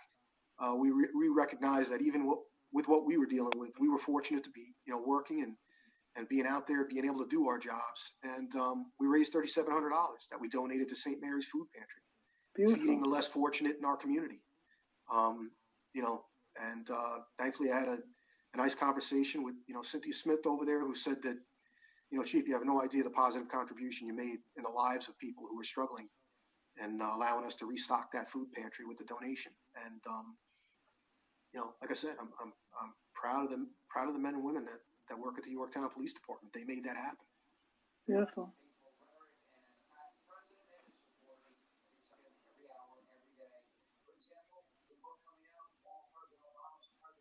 That's almost coming through. There we go. Again, Halloween night on a Saturday night.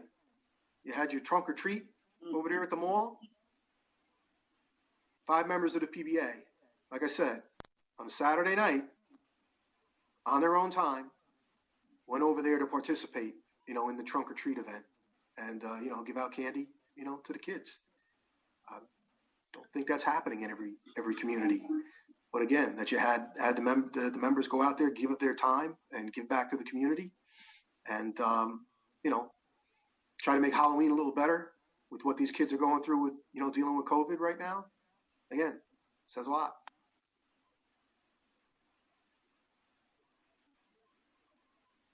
Recognition from local schools, from Mildred East Strang.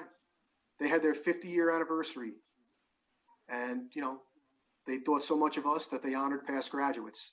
Wonderful. Of Mildred East Strang. So there you go.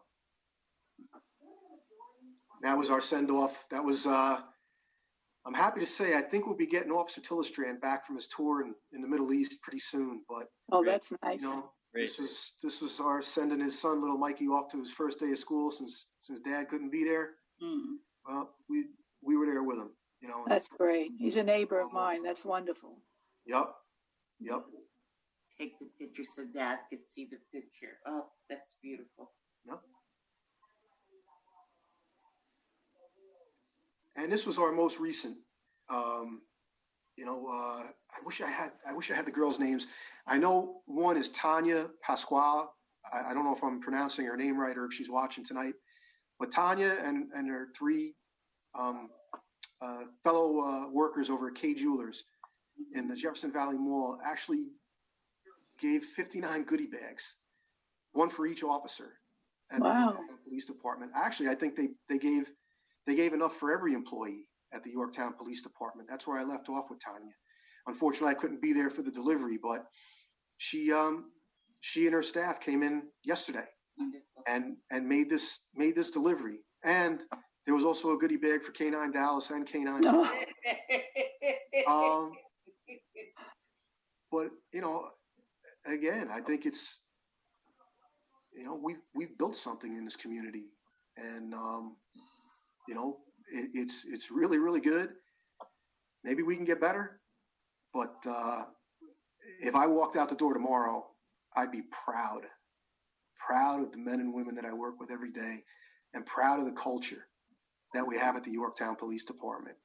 Again, I don't know. Maybe there's a couple of jurisdictions in Westchester County that can provide photos like these and occasions like these with members of their community. But like I said, this is happening throughout the years, and I think it says a lot about the support that we have in the Yorktown community. You serve as an example of what should be. Well, you can take a look at this and read it.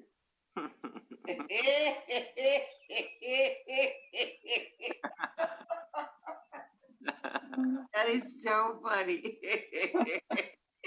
Yes. I always try to bring a little humor, but that is so funny. in all honesty, while going about their jobs in 2020 with COVID, with civil unrest, with being so unfairly painted with a broad brush, being a police officer by the national media, it disgusts me. That a lot of our members, they were feeling like this for a while, that they were just, that nobody was listening. But an opportunity like this gives me the opportunity to have people listen and to show them the many good things that their police department does for them on a day-to-day basis. And so, we have a TV scroll in the police department that shows pictures in the kitchen, and most of them, you get a good chuckle out of them. Dallas, you've probably seen them. Yes, I have. Tommy, you guys watch and the screens go by. This is my personal favorite. I mean, I think this is great. This is just great. But I think, this year has aged a lot of us in many different ways. Like I said, I'm a glass half full guy. I always will be. I'm always optimistic. So I hope, this presentation has been worthwhile, beneficial. I know it complies with EO 203 because my last presentation and this presentation touched upon all the applicables that really come into play with the town of Yorktown. If there's anything else, in the future that may need to be addressed, I will do my best. But again, I think this is probably it, Robin. I don't think there's anything after this slide, right? That's it. Can you keep that picture back up, Chief? And I want to say something. You said something that I haven't heard before, and that is people have no idea of when all of these things go wrong in policing, how it makes a good cop feel. Yeah. Because it paints them with a broad brush. Yep. And since people who look like me have been painted with a broad brush for so many years, I understand this. And but I know our police officers, and they are so, you are so, so blessed to have them. And they are blessed to have you at the head of their department. And I hope we only get picture number one. He does look like picture number one. Yeah. And I gotta thank Matt for allowing me to use this A little bit photo. of humor always brings a little levity, right? He's a good sport. Yep. But yeah, and you know what? The fact of the matter is that, you know, less than 1% of all police interactions, you know, are officer involved shootings. Less than 1% of all interactions are officer involved shootings. If you go on our police department website, we can go one more forward, Robin. You'll see, like, that's our Facebook page. I'm sorry. And again, I invite you all to view our Facebook page. It's engaging, you know, current, and we try to be very, very informative with you know, with a community vibe, and just you know, hey, everybody's welcome on this page. You know, no politics allowed. That's just no bueno. But like I said, I think most people, from the positive feedback that we get, they enjoy our Facebook page very much.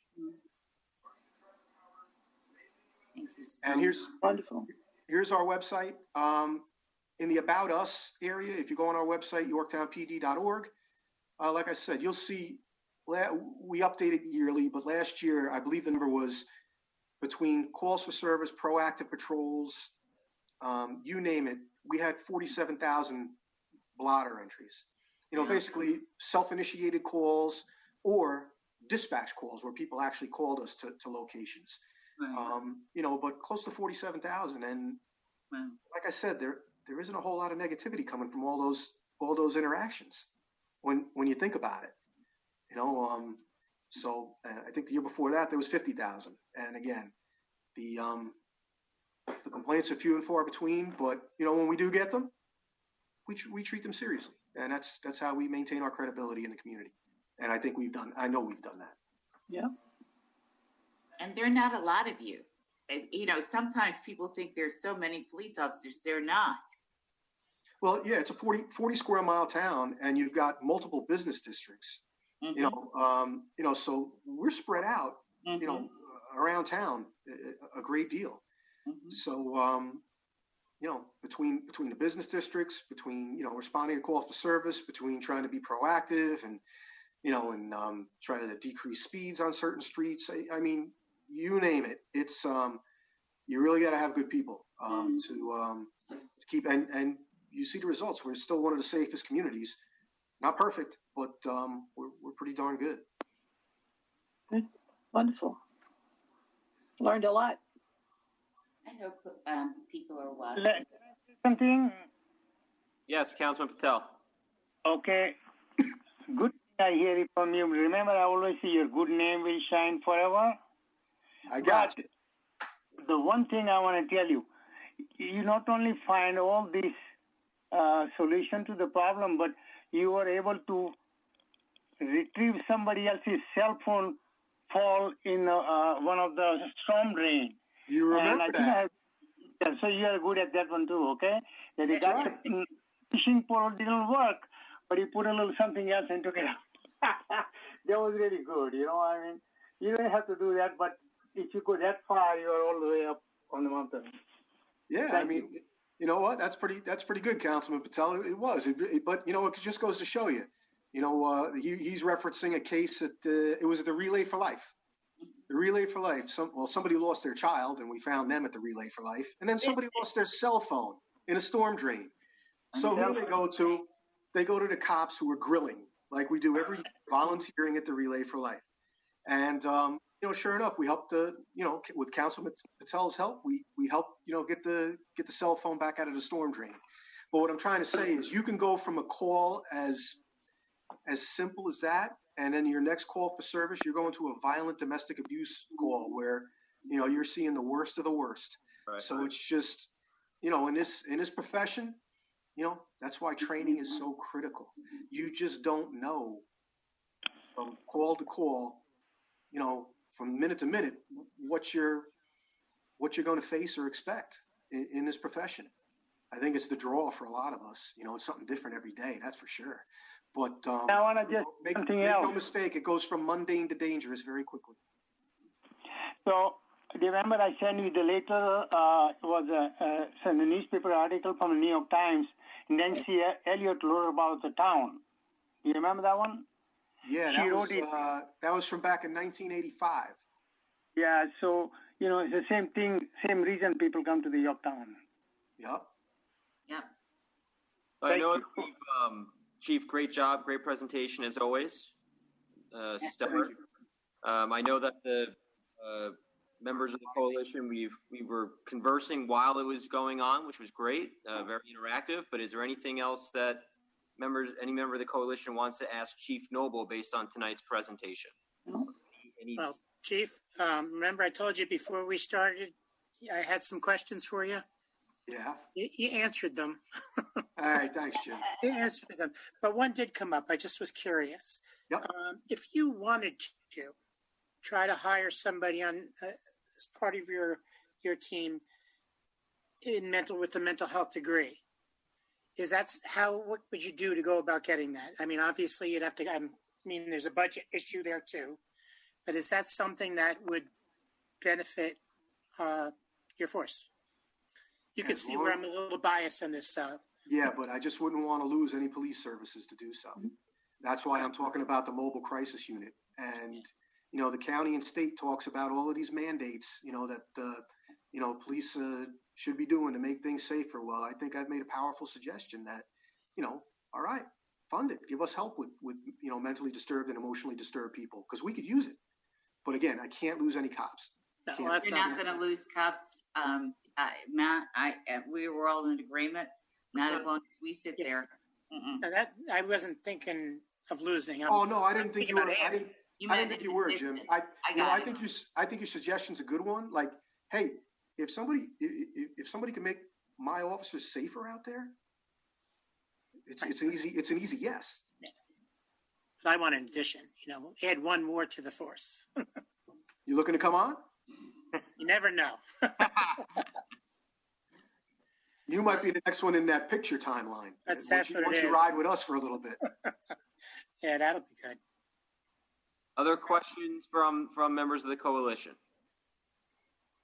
Now, Liz, anything on your end? I know you had a couple of questions at the end of the last one.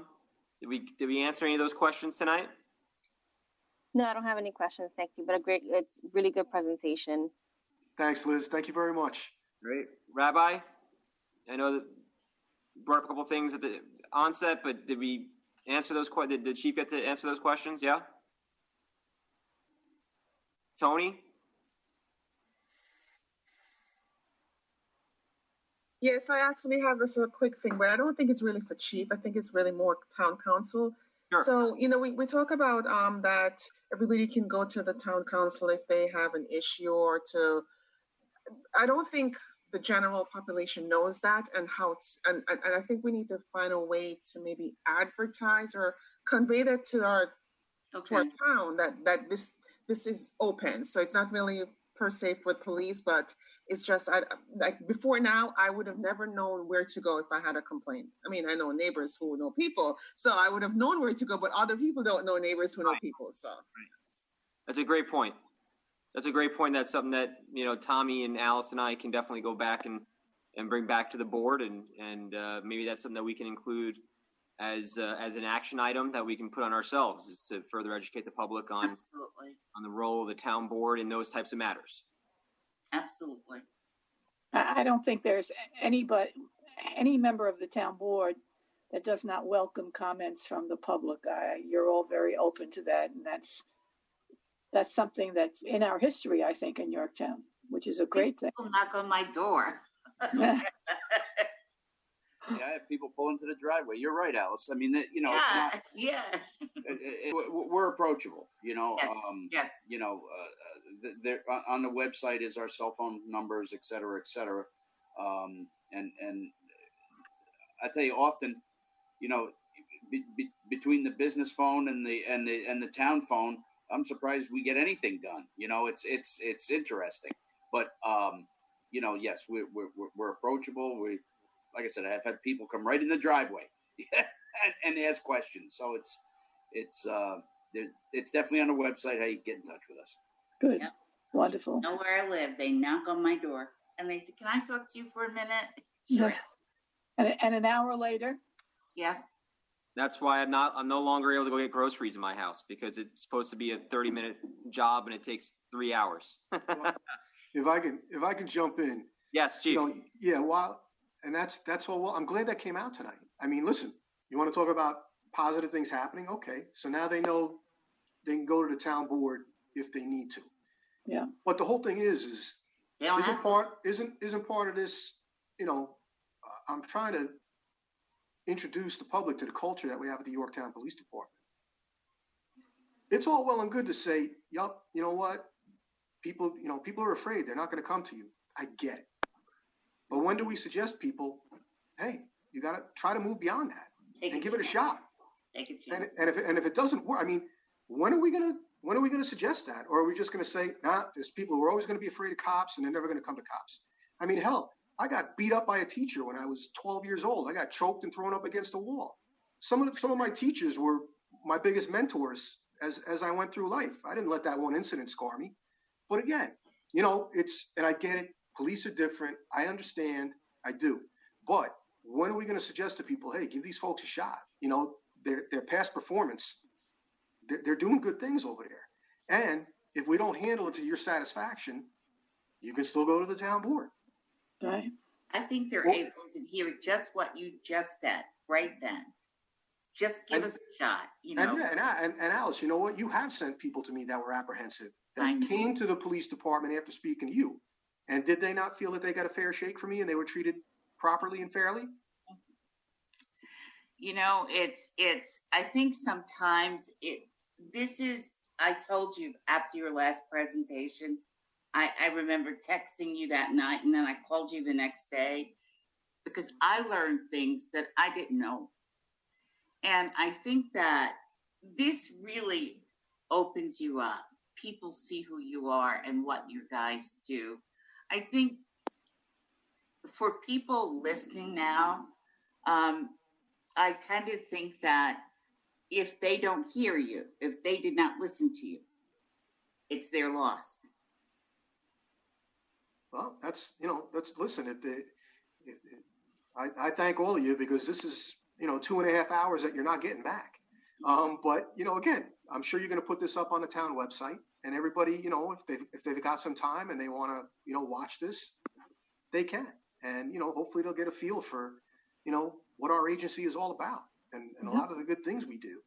I mean, if we were, if we were loathsome brutes, we wouldn't be doing a lot of these community events and, you'd be reading about us in the paper for a lot of different, issues of malfeasance, but you got good people doing good things. Like I said, and we're not perfect, man. We, no human is. Only one.